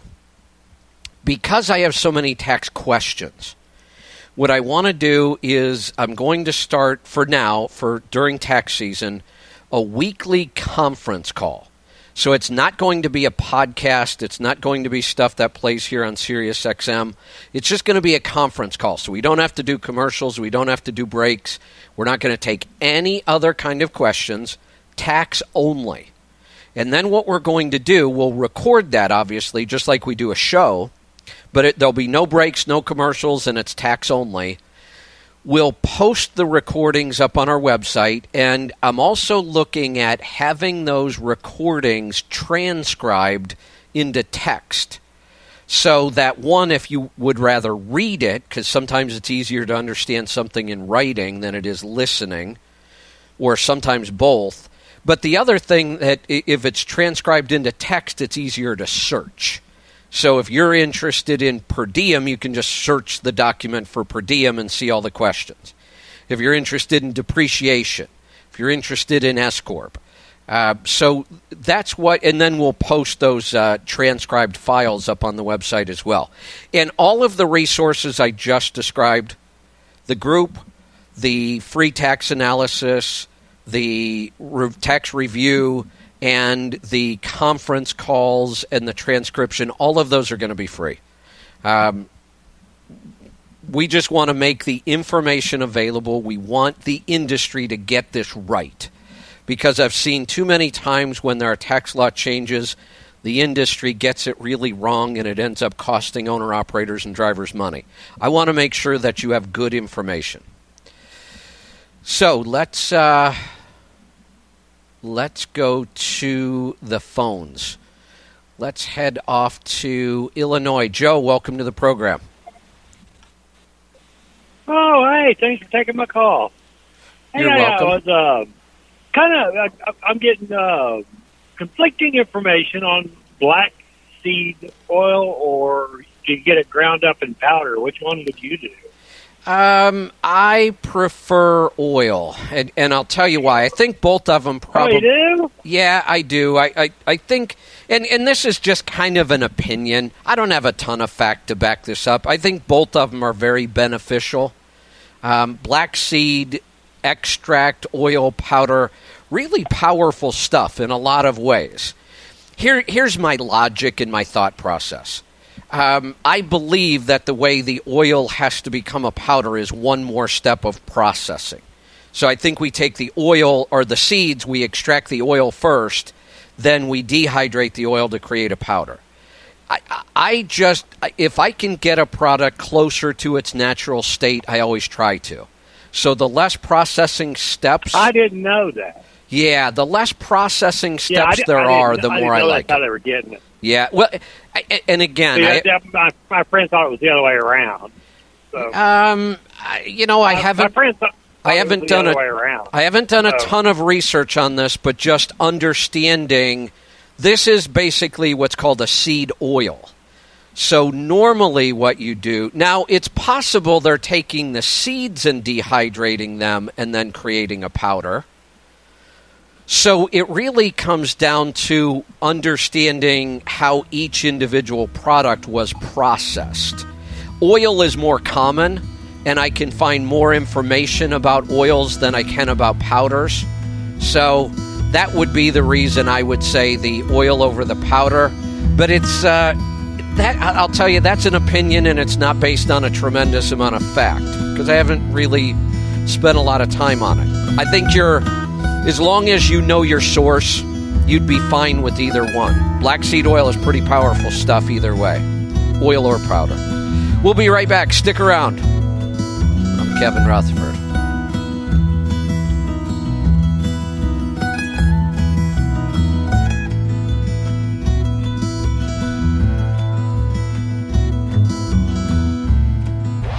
Whether you want to make moves, I don't dance now, I make money move, or prefer a wild groove. Wow, wow, wow.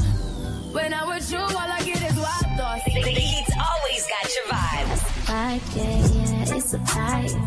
Am I your type? We've got what you need. I'm giving you whatever you need. Hot R&B and hip hop. The heat. Lucky for you, that's what Channel 46. Or listen when you get out of your car with the SiriusXM app.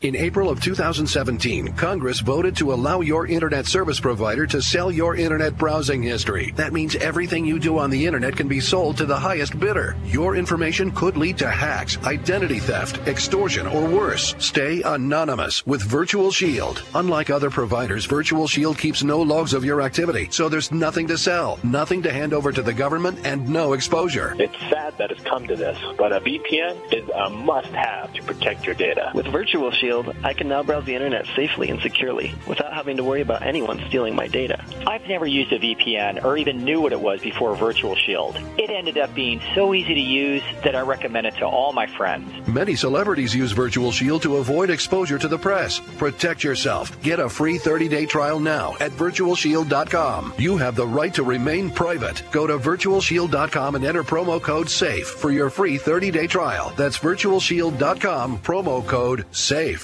Your car's fuel economy was never better than when it was new.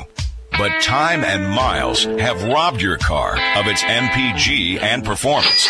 Service managers recommend BG44K to remove carbon and restore mileage in just one tank of fuel.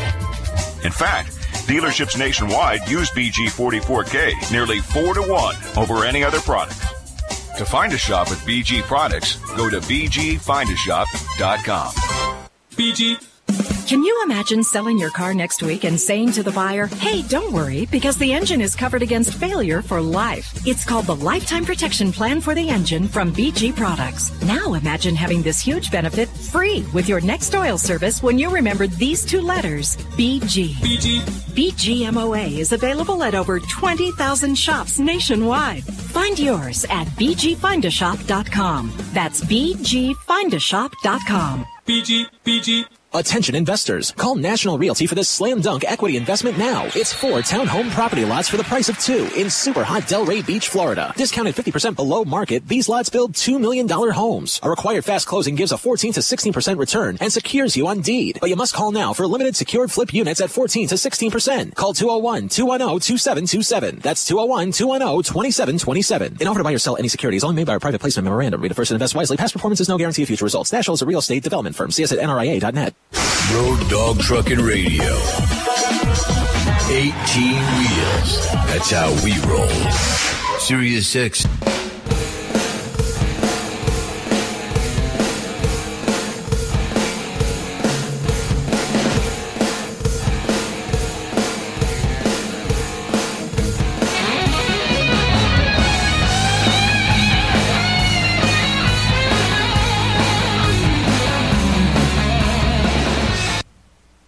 Welcome back. I'm Kevin Rutherford. The number to join us, 8888 Road Dog.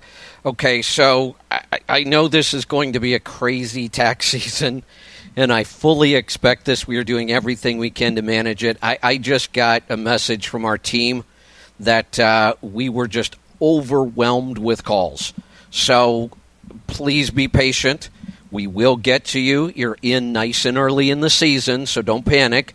But this is why I've been saying at some point we're probably going to have to stop taking new clients. We want to help as many people as we can, but the sooner you get in, the sooner we can, and the better we can manage this.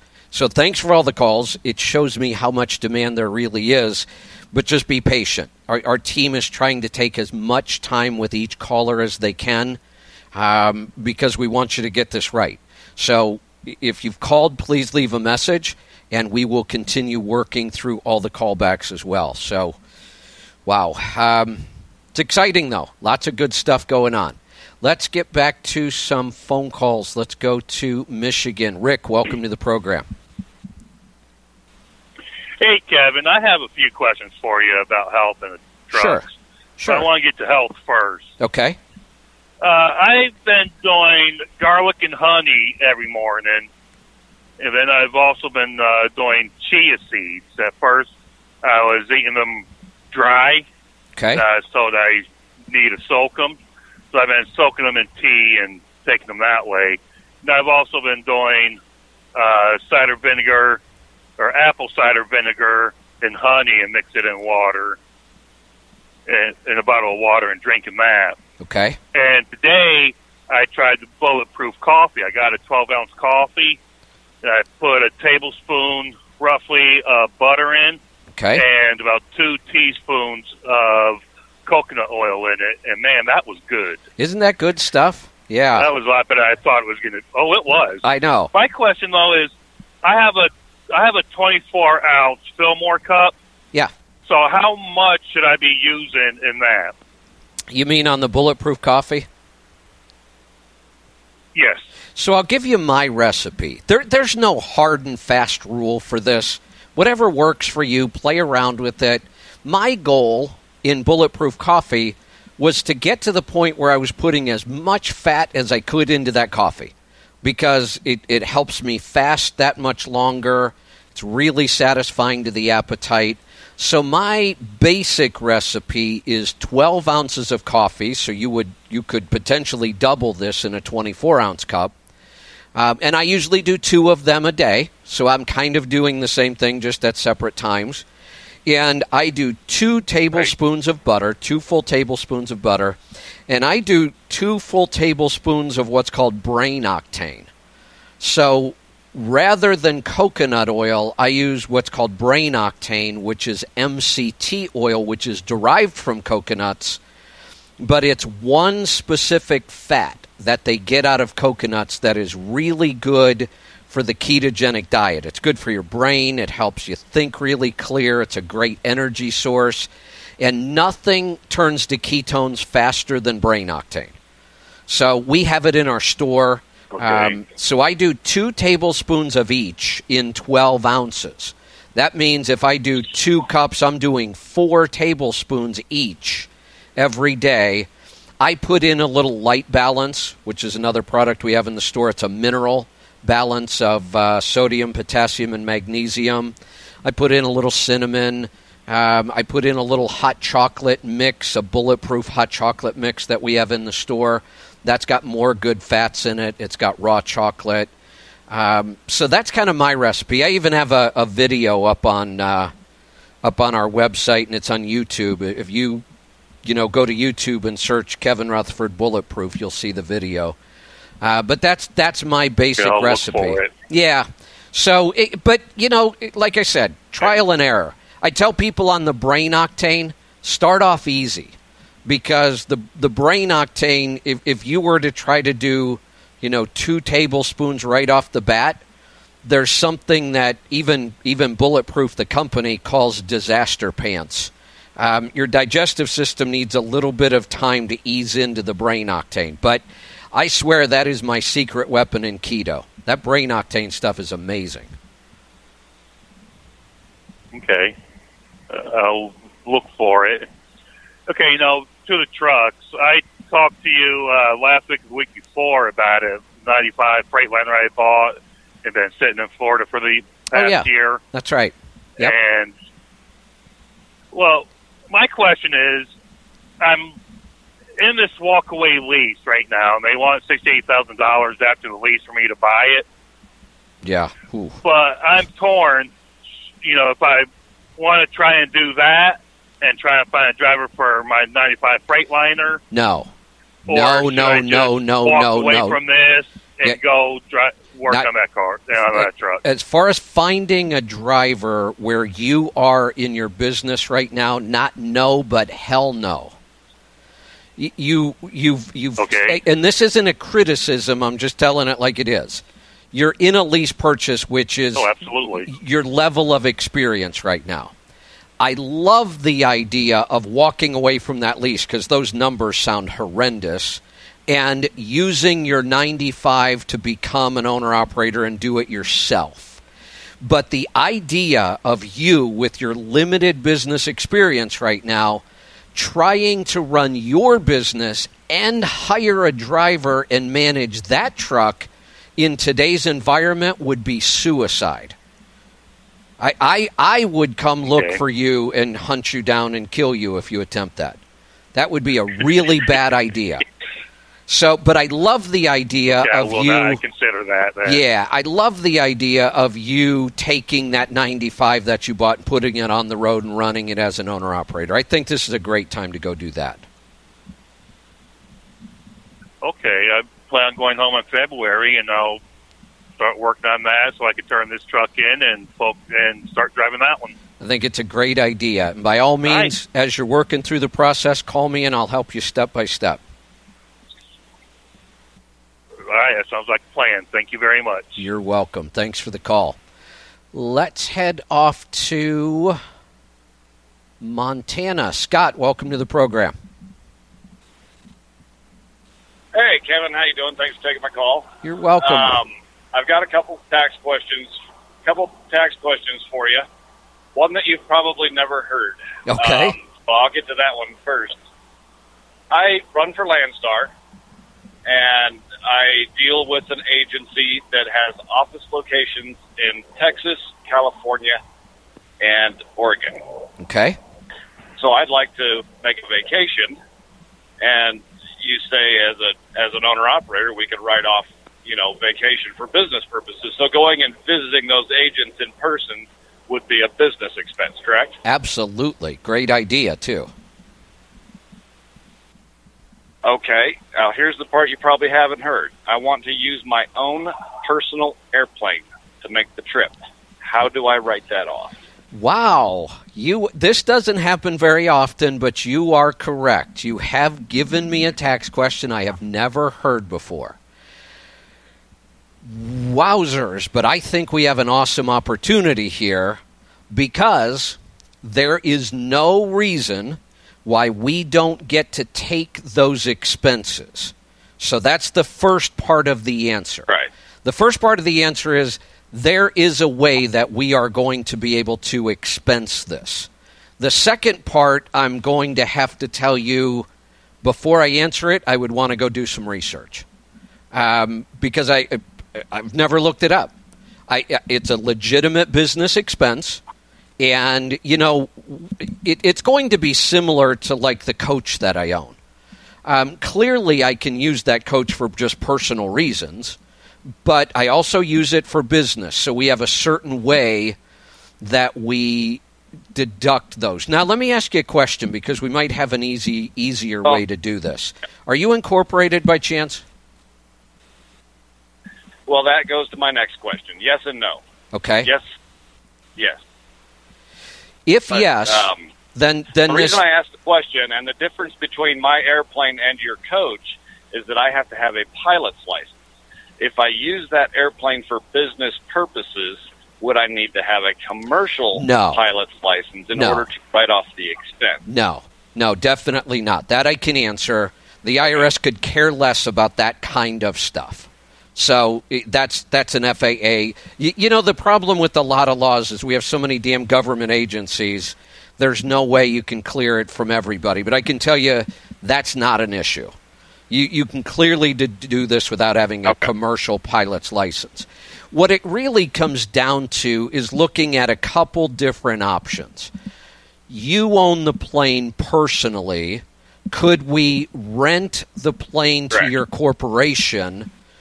And would that create a tax advantage for us or not? I'd have to do a little more digging and calculation. Or do we just let the corporation take the deduction and we have to come up with a formula as to how we allocate it?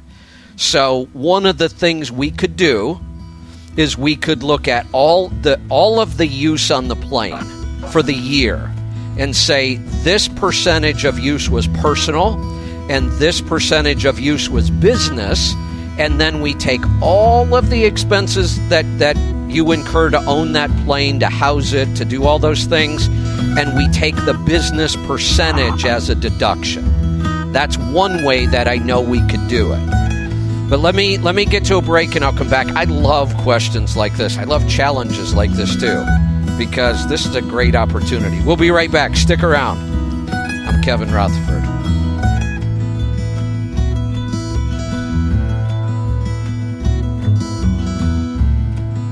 Tim Ridley, a former driver who gets and understands the life of the professional driver. I get the phone call, I just listen. Join a community of drivers helping each other get through some of the long, lonely miles. Share some of the laughter, some of the things you laughed about. A former driver sharing his wisdom in life and the industry. You can help yourself get through certain situations. The Tim Ridley Show, weekdays, 5 a.m. East. Get involved on Road Dog Trucking Radio and everywhere on the Sirius XM app. Professional truck drivers, you can't afford to be left behind. A new era of trucking is starting. Electronic logs, automated transmissions, mobile apps, times have changed. Isn't it time for you to make a change too? Schneider has been an innovative industry leader since 1935. Experience it yourself in 2018. A new era of trucking. A new year of opportunity. A new career for you. Search all driving jobs and limited time sign-on bonuses at SchneiderJobs.com. That's SchneiderJobs.com. 2018 is not just a new year. It's also an opportunity to grow your business with top talent. But how do you find it? ZipRecruiter. One click sends your job ad to over 100 of the web's leading job boards. But ZipRecruiter doesn't stop there. Their smart matching technology will instantly alert quality candidates about your job. That means you'll start getting great candidates with the right experience almost as soon as your job is posted. No wonder 80% of employers who post on ZipRecruiter get a quality candidate through the site in just one day. The right candidates are out there. This is how you find them. ZipRecruiter, the smartest way to hire. People from businesses of all sizes trust ZipRecruiter for their hiring needs. We're so confident ZipRecruiter will get you better results than anywhere else. We'll let you try it free. That's right, free. Just go to ZipRecruiter.com/try free. That's ZipRecruiter.com/try free. ZipRecruiter.com/try free. Moving the Jays on Sirius XM NFL Radio. They don't just speak to the insiders, they are insiders. Jim Miller, 11 years as an NFL quarterback and a Super Bowl champion. Pat Kerwin, NFL coach, scout, and executive. But that's who he is. We have this image of this kid like he's the savior. Do we want to go down the road of paying this kid that much money? It's Moving the Chains weekdays at 3 p.m. Eastern with me, Jim Miller. And me, Pat Kerwin, on NFL Radio Channel 88. I'm Todd Bork from the Weather Channel with an interstate weather update. North-south interstates dealing with snow and gusts anywhere from Minnesota. Now will extend all the way down through parts of Missouri. There's plain old gusts out there. Parts of Kansas and Oklahoma. Be careful along that ride. Same type of thing along I-39, I-55, and I-57. Basically in and around the Great Lakes, so I-39 into Wisconsin and Illinois, I-55 and I-57 from Illinois down into parts of Missouri. In fact, you can even see some rain farther down I-55 into parts of Arkansas, Tennessee, and Mississippi.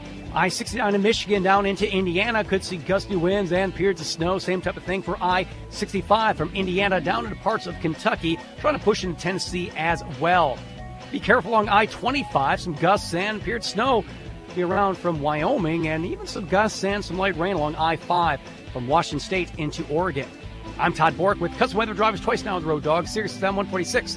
Your money, your taxes, your truck, and your road to success in the trucking industry. Now, back to Trucking Business and Beyond, the show that puts the money where it belongs. Back in your pocket. Welcome to my world.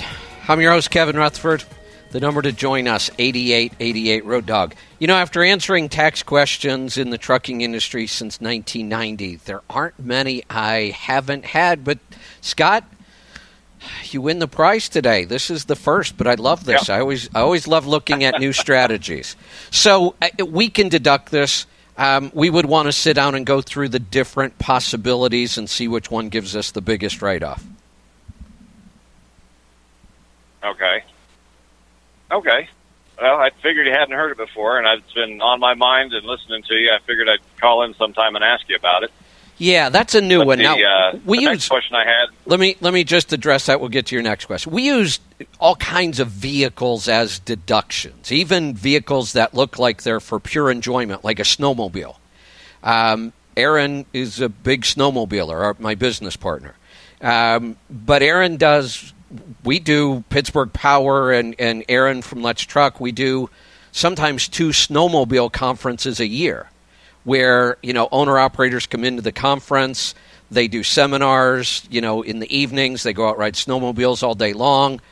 That makes that a business deduction for the snowmobile.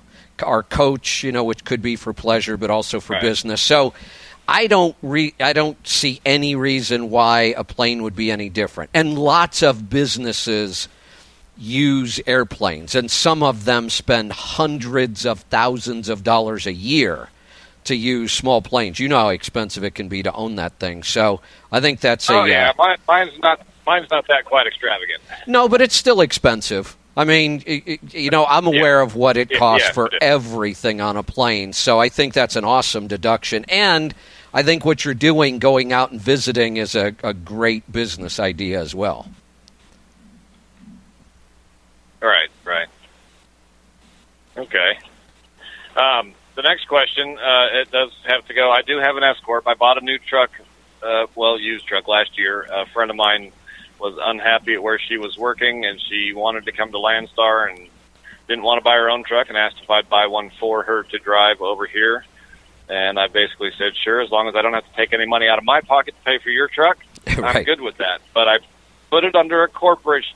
I incorporated an S-Corp out of Delaware, and I did it for the only reason because I'm based out of Ohio, and Ohio has monopolistic rules regarding work comp. Right. So to get around that, it would be a lot cheaper for me to incorporate out of Delaware. So I have the corporation for that one truck. Everything for that truck goes under that corporation, and then I have my personal 1099. So I've got 2 separate leases with Landstar. I've got one under the corporate name and one under my name. Can I combine those 2 1099s without having to change anything on my personal? Yeah. I mean, can I take my personal 1099, the corporate 1099, and combine them together and say this was the corporate income, or do I need to go to Landstar and say, hey, I need to do a revenue?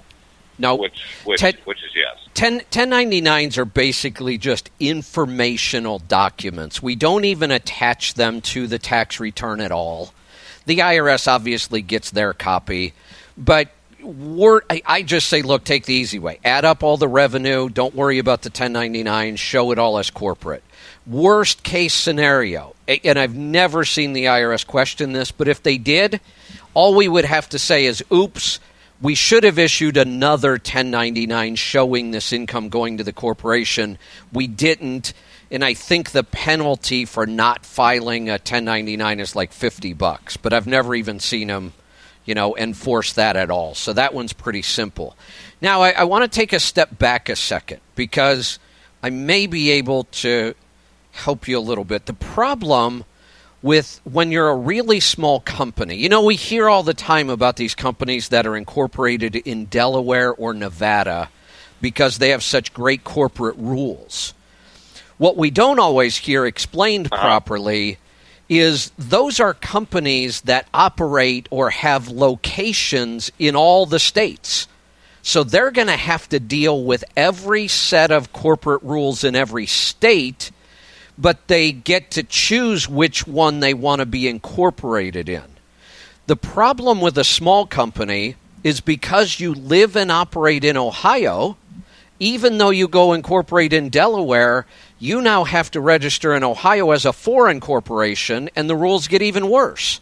I understand how it helped you around the workers' comp, but there may have been an easier way. And I'm really familiar with Ohio workers' comp because that's where I got my start. In Ohio, you are right. Most states, workers' comp is actually run through insurance companies. In Ohio, it's run through the state. And let the government get their hands on anything, and it gets worse.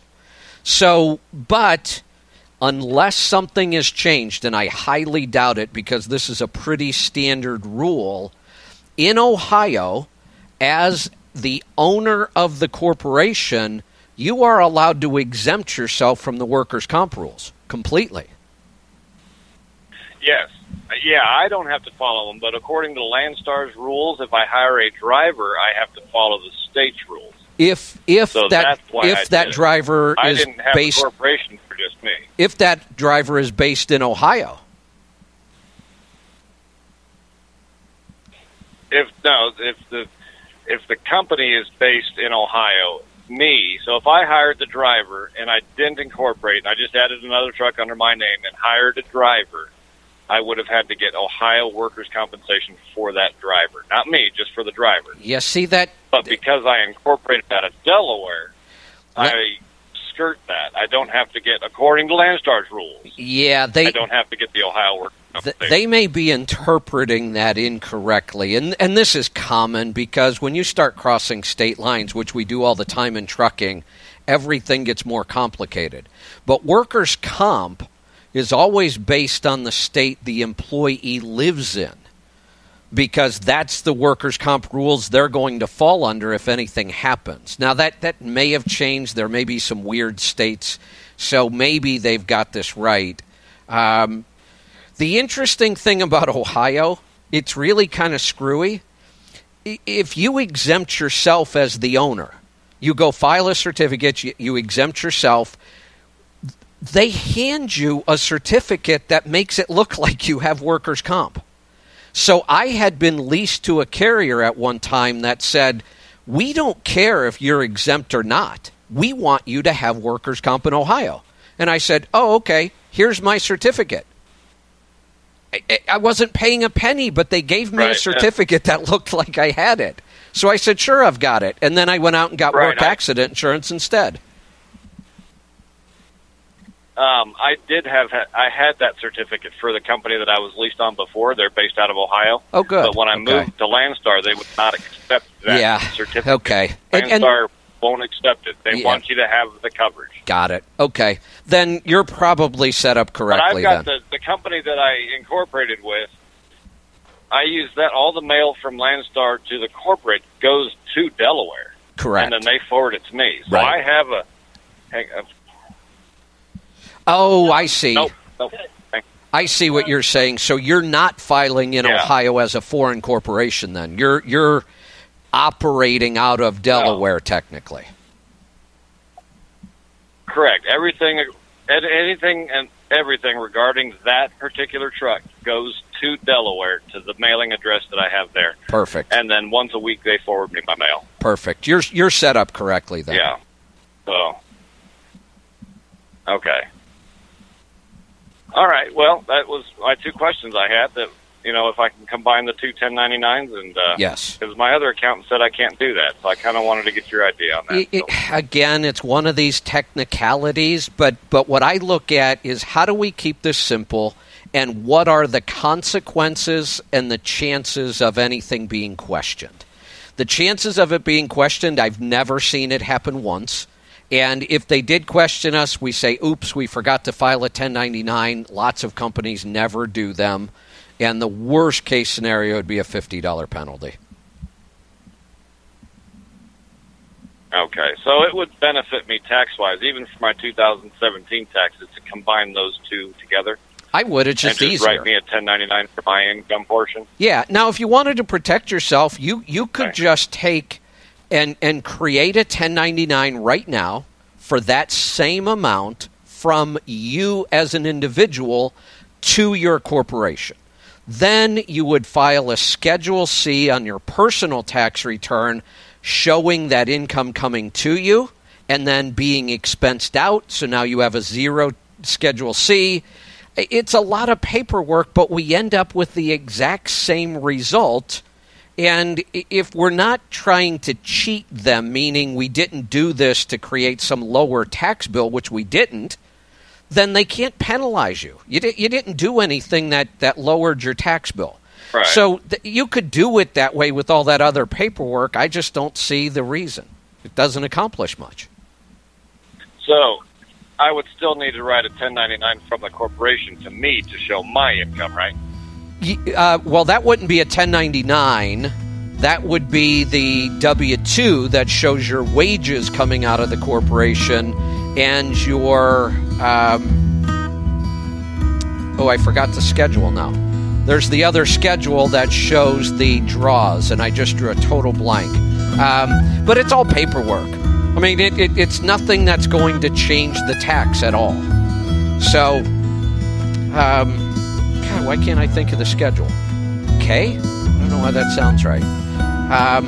But yeah, you're fine doing it the way you're doing it. We'll be right back. Stick around. I'm Kevin Rutherford.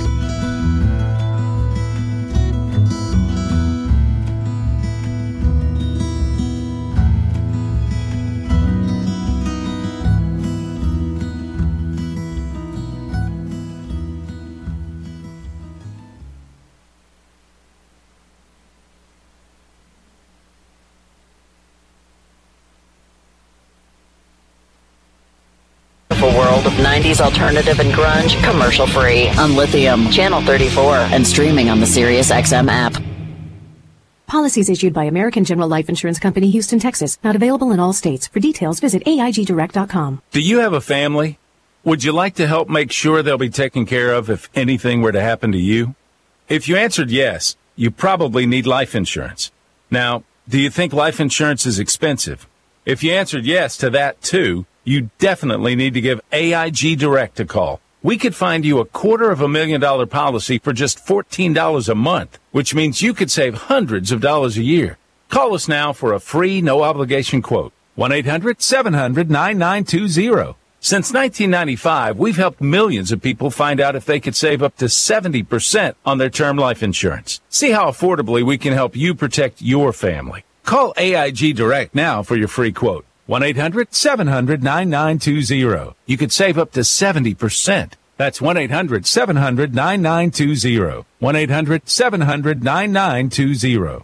Acme Home Insurance. Yes, I'd like to make a claim. What are you wanting to claim, sir? My water heater broke down. Sorry, but your homeowner's insurance doesn't cover water heater breakdowns. So what do you cover? Home damage from things like earthquakes, volcanoes, a zombie apocalypse. A zombie apocalypse? But that'll never happen. But if it did, you'd be covered, sir. But not my water heater? I'm afraid not. But his water heater could have been covered with a home warranty from American Home Shield. We cover major components of air conditioners, plus 20 other home systems and appliances, like electrical systems, plumbing, refrigerators, and more. For valuable free information, call 1-800-700-4350. Homeowners insurance can cover what might happen. Zombies are coming!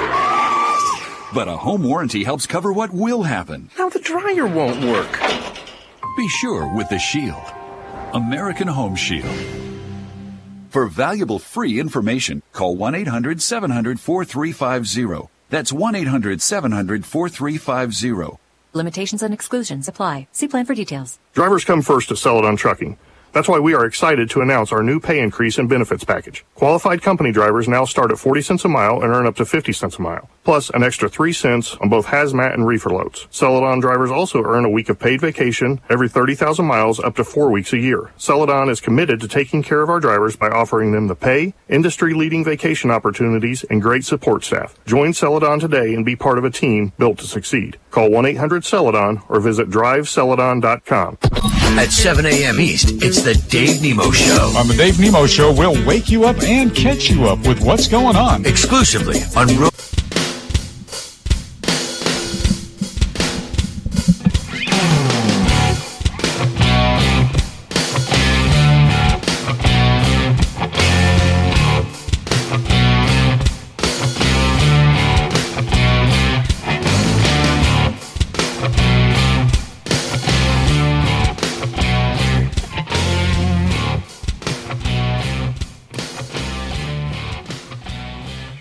Welcome back. I'm Kevin Rutherford. The number to join us, 8888 Road Dog. We're going to get back to some phone calls. Let's head off to Ohio. Steve, welcome to the program. Hey, Kevin. How you doing today? Good. What can I help you with? Well, you've got my business report and my fuel gauges, and we're bouncing our heads off the windows on this truck. Uh-oh. Hey, Steve, can you, I'm having a really hard time hearing you. You're kind of muffled and way in the background. Okay, hold on just a second. Okay. I'll do a little song and dance to entertain everybody. Well, I won't sing. Right that's better. Go ahead. Yeah. We're beating our heads against the wall because we're trying to decide whether we need to keep this paid-off truck or buy a new truck. And when I say new, I mean new.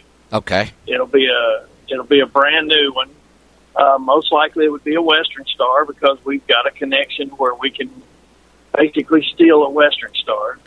And we're just not seeing the fuel mileage. We're not, well, you can look at the numbers. We spent a lot of money on maintenance this year. Yeah, you did. You did. And that started in February with a DPF, and then we had a turbo actuator, and then we had ECM, then we had a transmission, and then to top it off at the end of the year, we had to do the AC because we were running California and Arizona, and you can't sleep during the day in Arizona going down the road when it's 85 degrees. Right. So, I mean,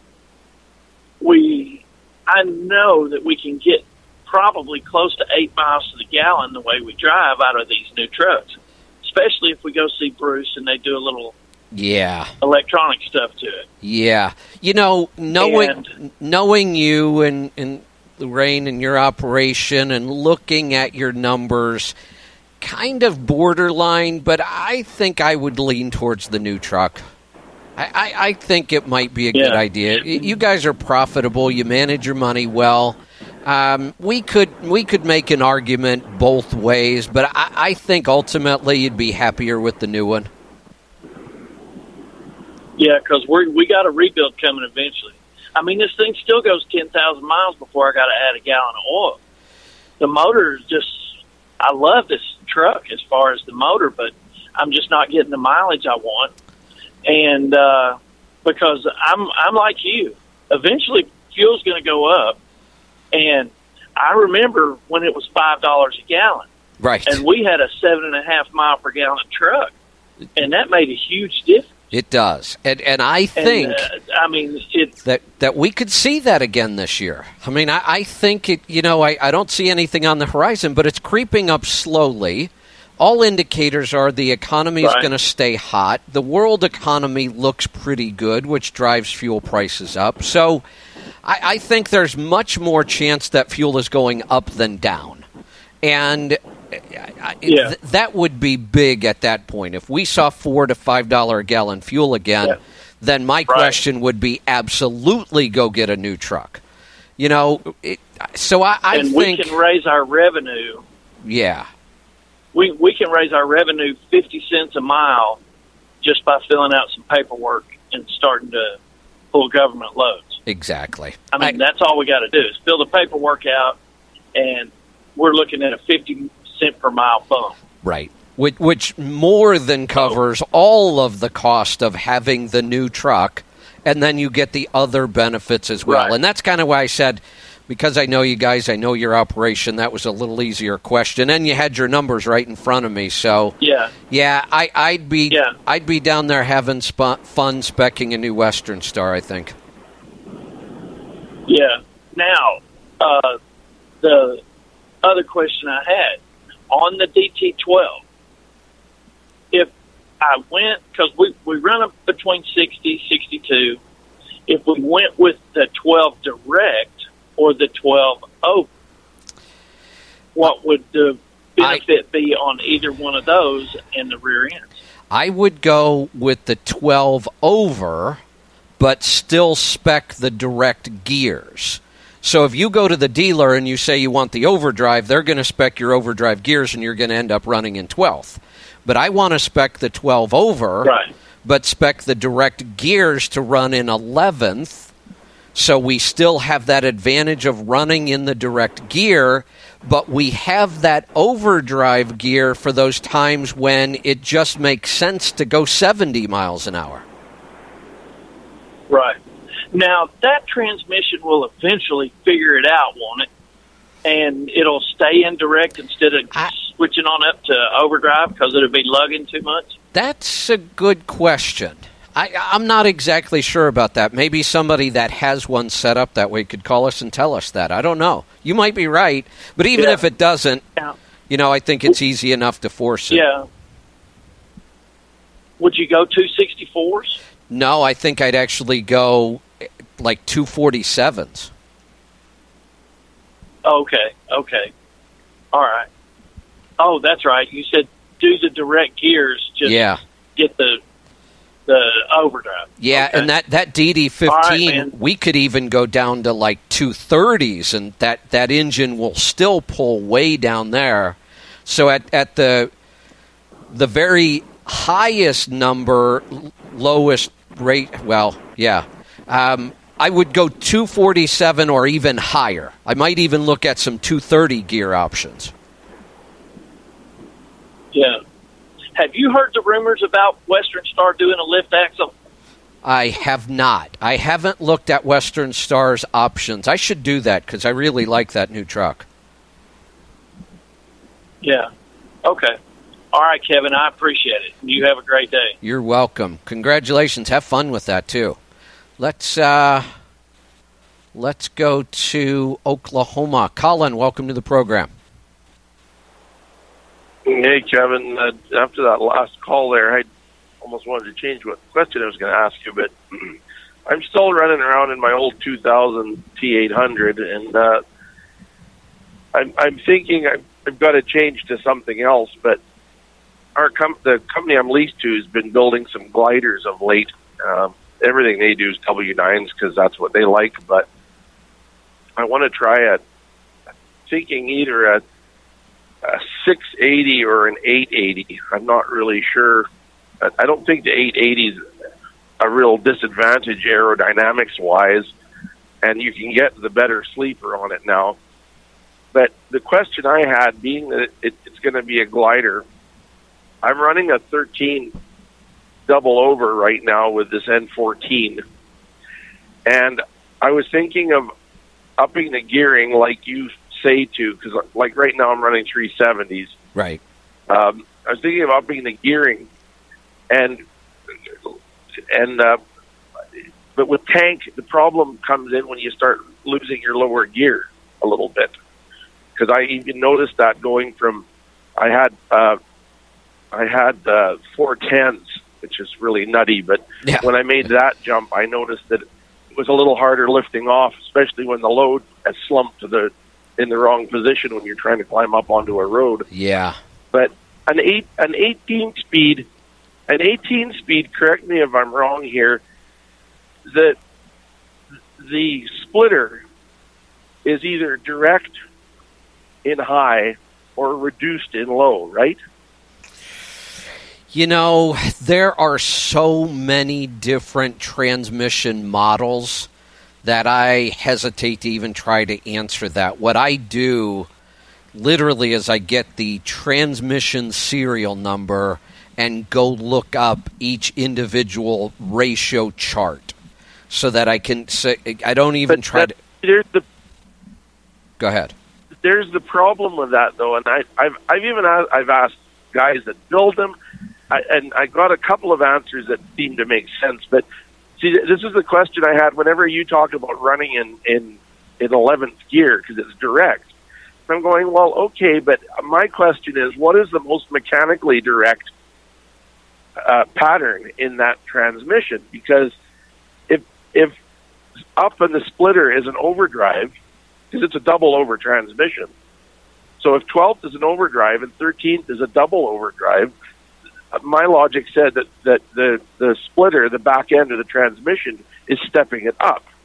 But they tell me that it's actually either straight through 1-to-1 or stepped down when you're on the low side of the splitter. So to me, I thought, well, if I get an 18, then the bottom end also splits, and that means I have technically a slightly lower set of gears if I want. That's why. But I guess I'm still going to have to go digging. You are, and that's why I have to take the model number and go look up because you can go look up a chart that will show you the exact ratio of every single gear, 1 through 18. And that's what I have to do because there's so many different options and so many different models. Let me put you on hold through the break. I'll come back and see if that's all we got. If you know somebody that builds them and understands ratios and they can help you with that, I have to go look it up. It's the only way I know because there's just too many options. We'll be right back. Stick around. I'm Kevin Rutherford.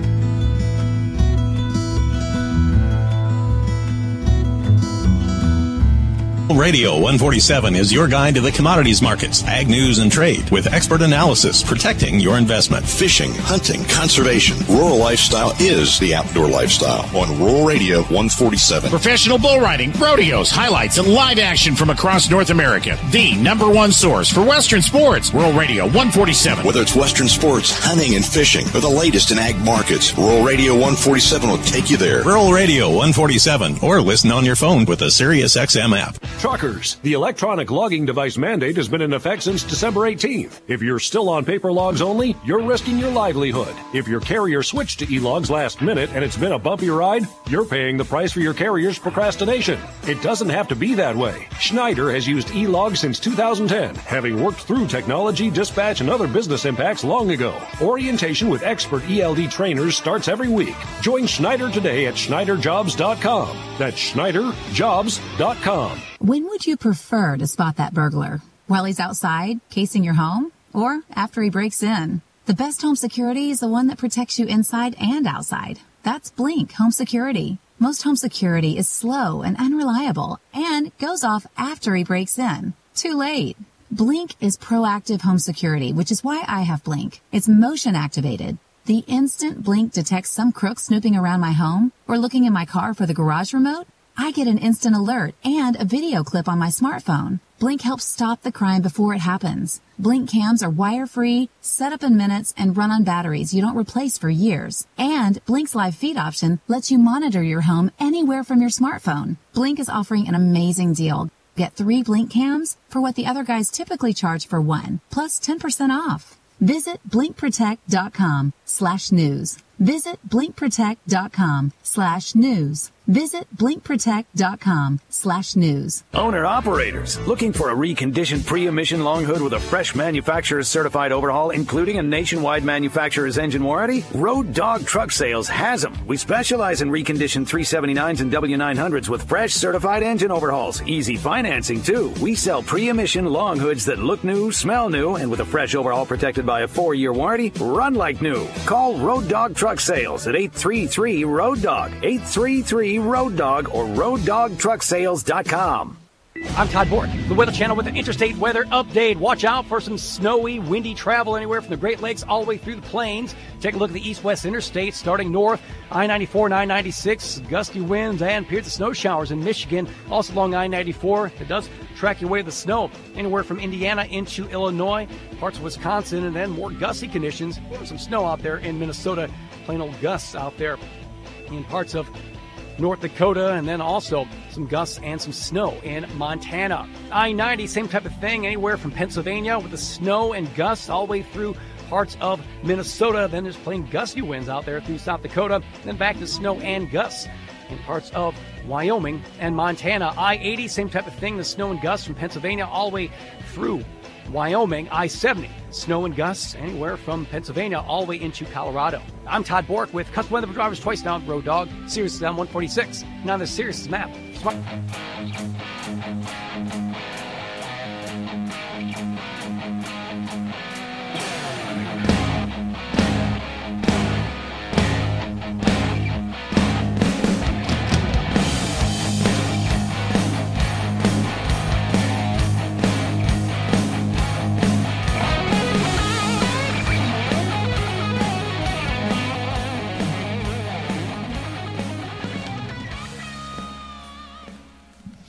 Welcome back. I'm Kevin Rutherford. The number to join us, 8888 Road Dog. We are going to get back to the phones. Let's head off to California. Cody, welcome to the program. Hello again, Kevin. I purchased a Kentucky moving trailer, spread axle, drop frame van, and I'm thinking about aerodynamics. This trailer does not have your standard belly boxes like most moving vans have. It has a single 4-foot box between the spread axle. Are there any skirt options, or what kind of aerodynamic package could you suggest for a drop frame van? It's just not something I see very often. So this is a drop frame van, so you don't have a lot of space between the bottom of the trailer and the ground anyway, right? I probably have 24 inches, I would guess. Yeah, I don't think there are many options for you. Probably wouldn't make much sense. No, there's not enough of an advantage. That's not a big enough space. We can't use the under tray system. I don't think you have any options, and I'm not sure it would matter all that much anyway. You don't have a big gap there. So I would focus on, other aerodynamic improvements, like you could put the lead edge up on the top front from Smart Truck. You could put the top kit on the back top from Smart Truck, and you could put the back side fairings from Smart Truck, and those would all help. And I think your aerodynamics are significantly cleaner than a freight trailer anyway. Well, I can certainly understand that. It does have the cross members, of course, that are exposed. This trailer was set up for a reefer, so it's got some spray foam under it that even further seals between there. One more question for you. On my tractor, I've got 14, 3, 20, 16-ply R283A Bridgestone steers, and I'm on set number 4, and I've just rolled over 200,000 miles. I'm having issues just keeping quality tires really any longer than about 70,000 miles at best. The most recent set I put on, they suggested that I run max air pressure at 120 pounds, and that's something I've never done. Any opinion on that?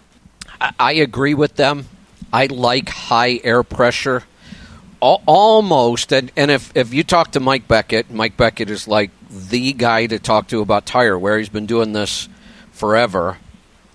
He will tell you that 95% of the problems he sees in tire wear is underinflation. He very seldom ever finds a tire wear problem due to overinflation. It can happen, but it's a whole lot more rare. I've always had really good luck running way high on tire pressure. Not only does it improve tire wear, it improves fuel economy. The one downside, and you'll notice this, the ride gets a little stiff. And you'll notice that at 120 pounds in your steer tire, you're going to notice the ride gets a little stiffer. But your tire wear could very well improve. Your fuel economy will improve. Here's the other thing, though, that I would do that. I don't think that's going to solve all of your problems. When you have a tire that's only going 70,000, and I used to deal with this all the time, there's more going on. Where do you get this truck aligned? I've done it at a place in New York. I don't recall the name. I've done it at Southern Tire Mart, and just this past week at Peterbilt, St. Louis. Okay. I can't speak to any of those places directly, but I can almost guarantee they're using the standard kind of alignment racks that trucking shops use. And I could go through a list that would take me about an hour of all the reasons why you can come out of there with a really bad alignment. The one alignment system that I absolutely trust is MD Alignment. And Mike Beckett, the guy I mentioned earlier, owns MD Alignment. He designed the equipment. He sells the equipment. He trains people on it. It's drop dead simple. You can do it in a parking lot. It doesn't require a big shop. And, I mean, the equipment, you can carry it around in a bag. But it is amazing if you get a technician that's trained properly using the MD alignment. Do you ever get through Kansas City? Absolutely. T&E Tire, are you familiar with it? No, sir, that doesn't ring a bell. They're right around T&E? the T&E Tire Shop. They're a full service repair shop. They do engines, but they also have a tire shop there. They're right around the corner from Harrah's Casino, maybe a mile away from Harrah's Casino. And part of that is Chad Hone, who does Alignment Solutions. He works out of their tire shop. Chad will take care of you. I've seen Chad take a truck that has been getting, like you just said, 70,000-mile steer tire wear for the last 5 years after having 5 alignments, nothing ever changed. I've seen Chad get his hands on that truck, and all of a sudden you're getting 150 or 200,000 miles out of your steer tires. Understood. Okay, well, I think I will try that. I certainly appreciate it. I'm doing well on all my other tires. I just can't keep them on the front. So I sure appreciate you and enjoy the show. You're welcome. Very, very common problem. And Chad, by the way, is the guy. He was trained by Mike Beckett a long time ago. And when we send people to Chad, their alignment problems get solved. He is top-notch. And if you need any other work while you're there at T&E Tire, great shop. They carry the modifications we talk about here, whether it's the OPS, Pittsburgh Power stuff. They are a Pittsburgh Power remote tuning location. So if you want to get some ECM tuning done, you go to T&E Tire in Kansas City. They hook up all the equipment to the ECM. You connect to a technician in Pittsburgh, and they do the remote tuning. Very, very cool setup. So we love the whole group there at T&E Tire because you can get everything we talk about done in one place. Let's go to... Oh, you know what, Colin? You were up at the top of the board. I was supposed to go back to you on the transmission. I just wanted to make sure that... that helped, because the only way I can answer that question for sure, I would have to be looking at the model number and check each ratio. Yeah, well, all of the company trucks are 18s. A lot of them are heavy spec for running in Canada just because of the bigger weights, the double trailers and stuff. Yeah, but they don't seem to want to. Like this truck here, I like it because it was spec'd for doing U.S. Canada deck, and it they shaved a lot of things down on it. Like it's only got 40 diffs in it instead of 46s, which doesn't really need. Right. A few things like that. This truck doesn't weigh a lot, but again, the 13 speed. I like at least that many gears just for the.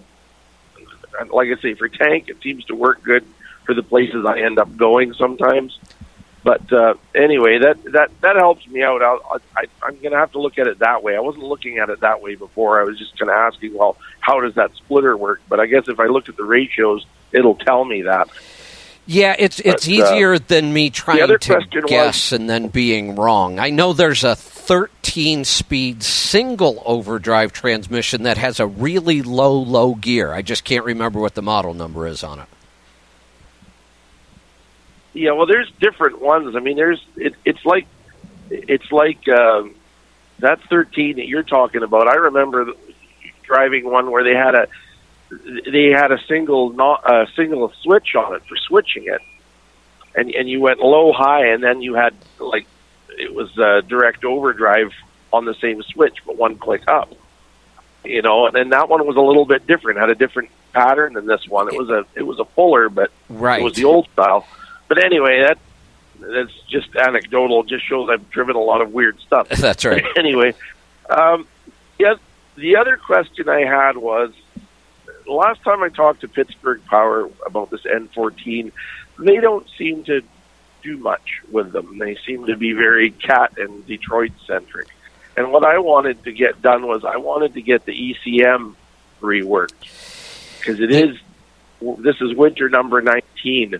And, it's got to have something that needs doing in it, because they're notorious for having issues as they get old. The reason they don't do a lot on the N14, well, there's the music. Oh, you know what? I've had you held over, though. That ECM is really rudimentary. There's not a lot you can change in that ECM. So you could always get a new ECM and replace it if you're worried about it being old. But as far as programming, that's one of the more simple ECMs, so there aren't a lot of ways to tweak it. That's why they don't do a lot of programming itself in the N14 ECM. There's just not a lot you can do in there. We'll be right back. Thanks for joining us, and stick around. I'm Kevin Rutherford.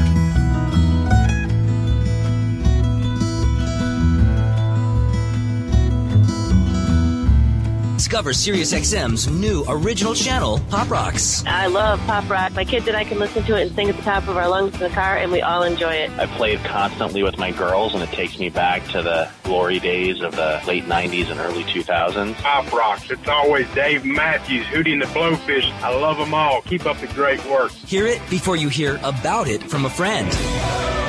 Pop Rocks, Channel 17, or on the SiriusXM app in the Pop category. Do you have sleep apnea? Are you tired of dragging your big, bulky CPAP device with you whenever you leave home? Yeah, well, I was too. That's why I'm so glad I called to try the Transcend Mini CPAP for 10 nights. I can't imagine living without it now. My Transcend is smaller than a soda can and weighs less than a pound. That's less hassle to carry than my shaving kit. Plus, I was able to add a battery pack that's as tiny as a deck of cards. But hey, that's not all. Transcend is FAA compliant too, which means I can finally sleep comfortably while flying. Heck, I can sleep comfortably anywhere now. So if that all sounds good to you, call now to give Transcend a try. You'll be glad you did. Experience the life-changing freedom to sleep comfortably anywhere thanks to Transcend, the world's very first mini CPAP. To receive your risk-free 10-night trial, call now. 1-800-900-8313. Again, that's 1-800-900-8313. 1-800-900-8313. Message and data rates may apply. Please don't text while driving. Do you know the top 3 promotional items for driving new customers? We do. Do you know how to make your logo come alive and magnetically attract new, long-lasting customers? We do. And do you know how to ensure your logo is delivered on the right promotional items on time at a great price? We do. 100% satisfaction guaranteed. Who are we? We're 4imprint, the nation's leading team to make your logo shine on your choice of thousands of promotional items. And right now, we want to share with you for free the top 3 promotional items for driving new customers. Discover them now by texting ACT77 to 88988. Let us show you what a difference the right promotional items can make to help grow your brand. With 4imprint, you'll get high-quality products, exclusive items, popular brands, on-time delivery, and outstanding customer service. That's what we do. Discover the top 3 promotional items for driving new customers by texting ACT77 to 88988. That's ACT77 to 88988. If you're a small business, first impressions can make all the difference. With Grasshopper, you get all the features of a professional business phone system on your mobile phone. Choose a business phone number, make calls, and send texts. Stay connected and work from anywhere with features like Wi-Fi calling and our desktop app. Set up your account in minutes with no long-term contracts and 24/7 customer support. Make your small business big. Now get $20 off your first month when you visit grasshopper.com/phone. That's grasshopper.com/phone. Landline Now, weekday, 7 p.m. East. We report on pretty much everything trucking. We are very balanced, accurate, specifically for the driver. Landline Now.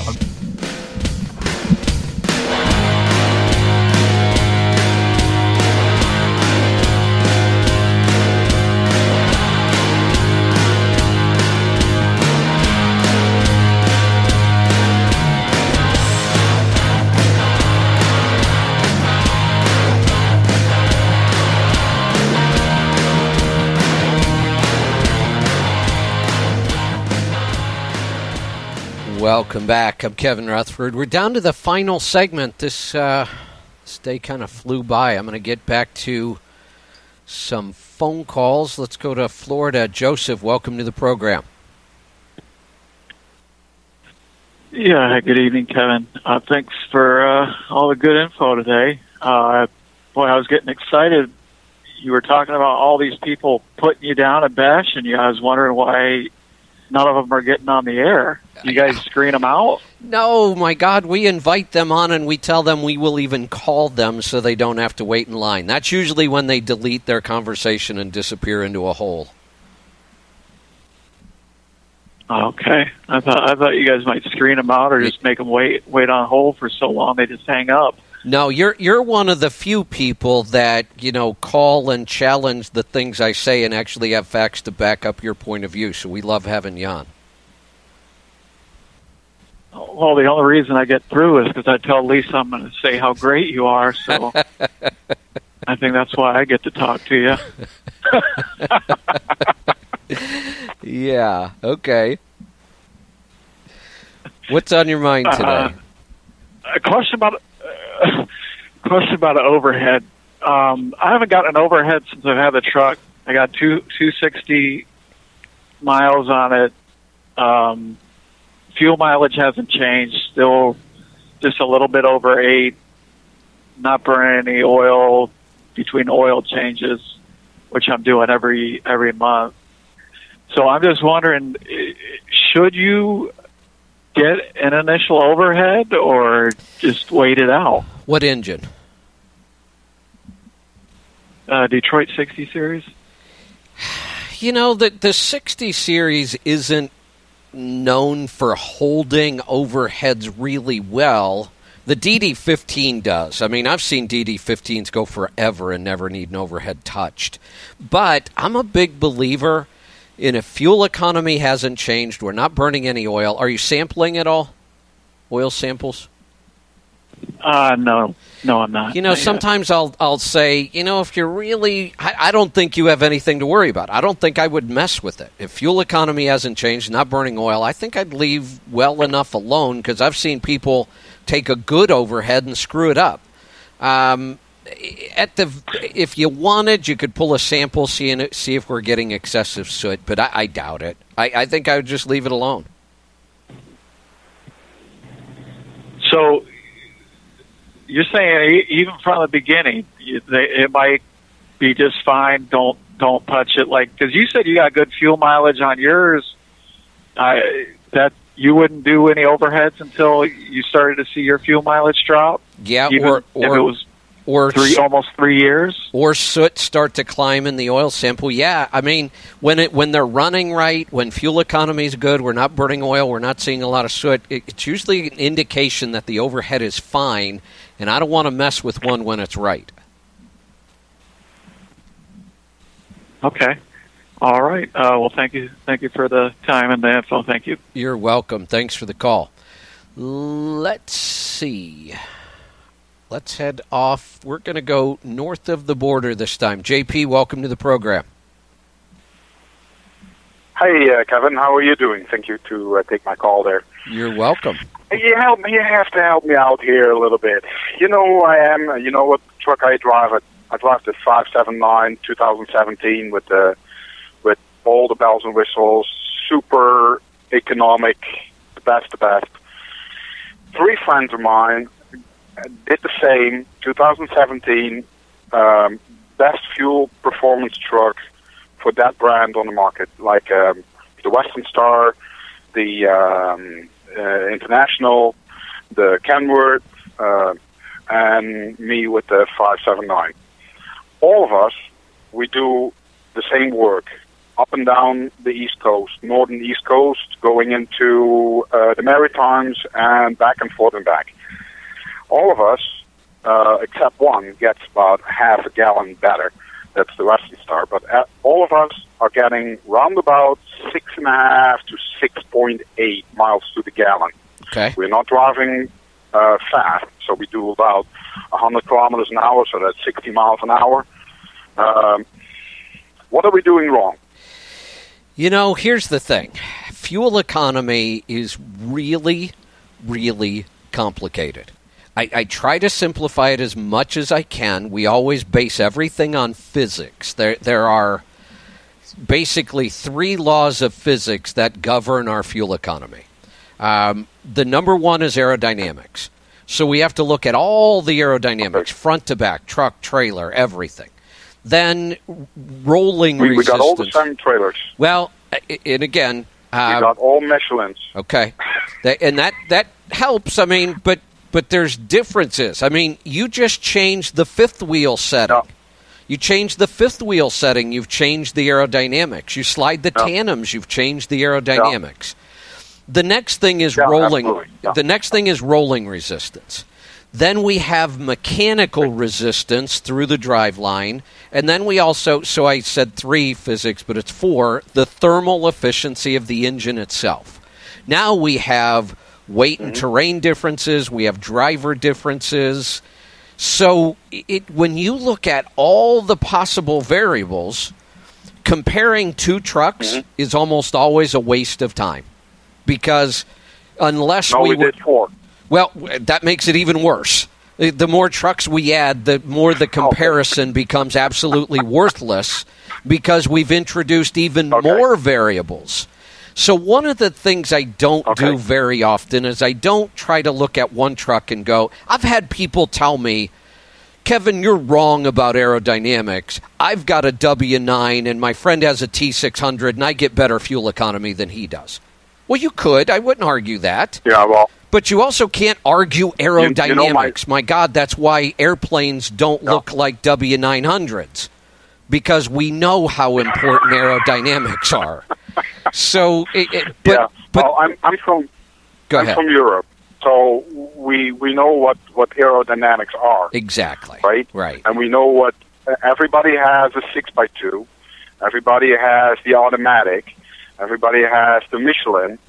XDN, we drive on the winter tires now, the XDN 2s. The XDN is horrible for fuel economy. It's a Michelin tire, but it's got lousy rolling resistance, the XDN does, so there's one place we could improve. But to really answer your question, we have to take each individual truck. We have to look at specs. We have to look at operations. I'd like to pull an oil sample to see if everything's burning correctly. We test charger coolers. We make sure the overhead's set right. And then we start looking at gearing. And then we start modifying. But, just hearing the specs off the top of my head, I would expect you guys to be more in like the 7.5, 8. Now, what year are these trucks? 2017. Yeah, I would expect you guys to be in the 7.5 to 8 range. So I would start looking at why are you in the 6s. But there's never an easy answer to this. Canadian winter fuel? That's a big part of it. Not only Canadian, that's a part of it, but that's not all of it. So almost everything about winter driving hurts fuel economy. The colder the temperature is, the less efficient the engine becomes. The colder the temperature is, the more drag we see through the driveline. The colder the air is, the more dense it becomes. So aerodynamics, we have a harder time pushing through really cold air rather than warm air. In the wintertime, we tend to have more snow and ice, which really kills fuel economy. We do have the winter blend fuels, which have less energy in them. I could go on and on. This is why fuel economy is so complicated. There's so many variables. So, we have to look at all the numbers. We have to track trucks for a long period of time. We do the modifications that we absolutely know fix things, make them better. But there's no easy answer. That's why we like working with companies like Pittsburgh Power or T&E Tire. They follow the things we talk about. They understand it. They know the modifications. They know what things to test. And they physically have their hands on the truck and they're looking at it. For me on the show, trying to talk about 4 trucks all at once, almost impossible. We might be able to take, if you had an oil sample and you had tested the charger cooler, and I had all your specs in front of me, we could start working on one at a time. But again, comparing trucks, there's not much value in it. There's just way too many variables to try to really nail down why one truck gets better than the other. But call me again with some more information, those things I talked about, and we'll spend a little more time on it. But unfortunately today, time is something I am all out of. We'll do it again next time. Thanks for joining me. Head on over to the website, letstruck.com. Join the Facebook group, Understanding the New Tax Law in Trucking, and call our Tribe Care team, 855-800-3835. Be safe, be profitable, be fit and healthy. Always do the hard work and master the journey. I'm Kevin Rutherford. Listening to Road Dog Trucking Radio.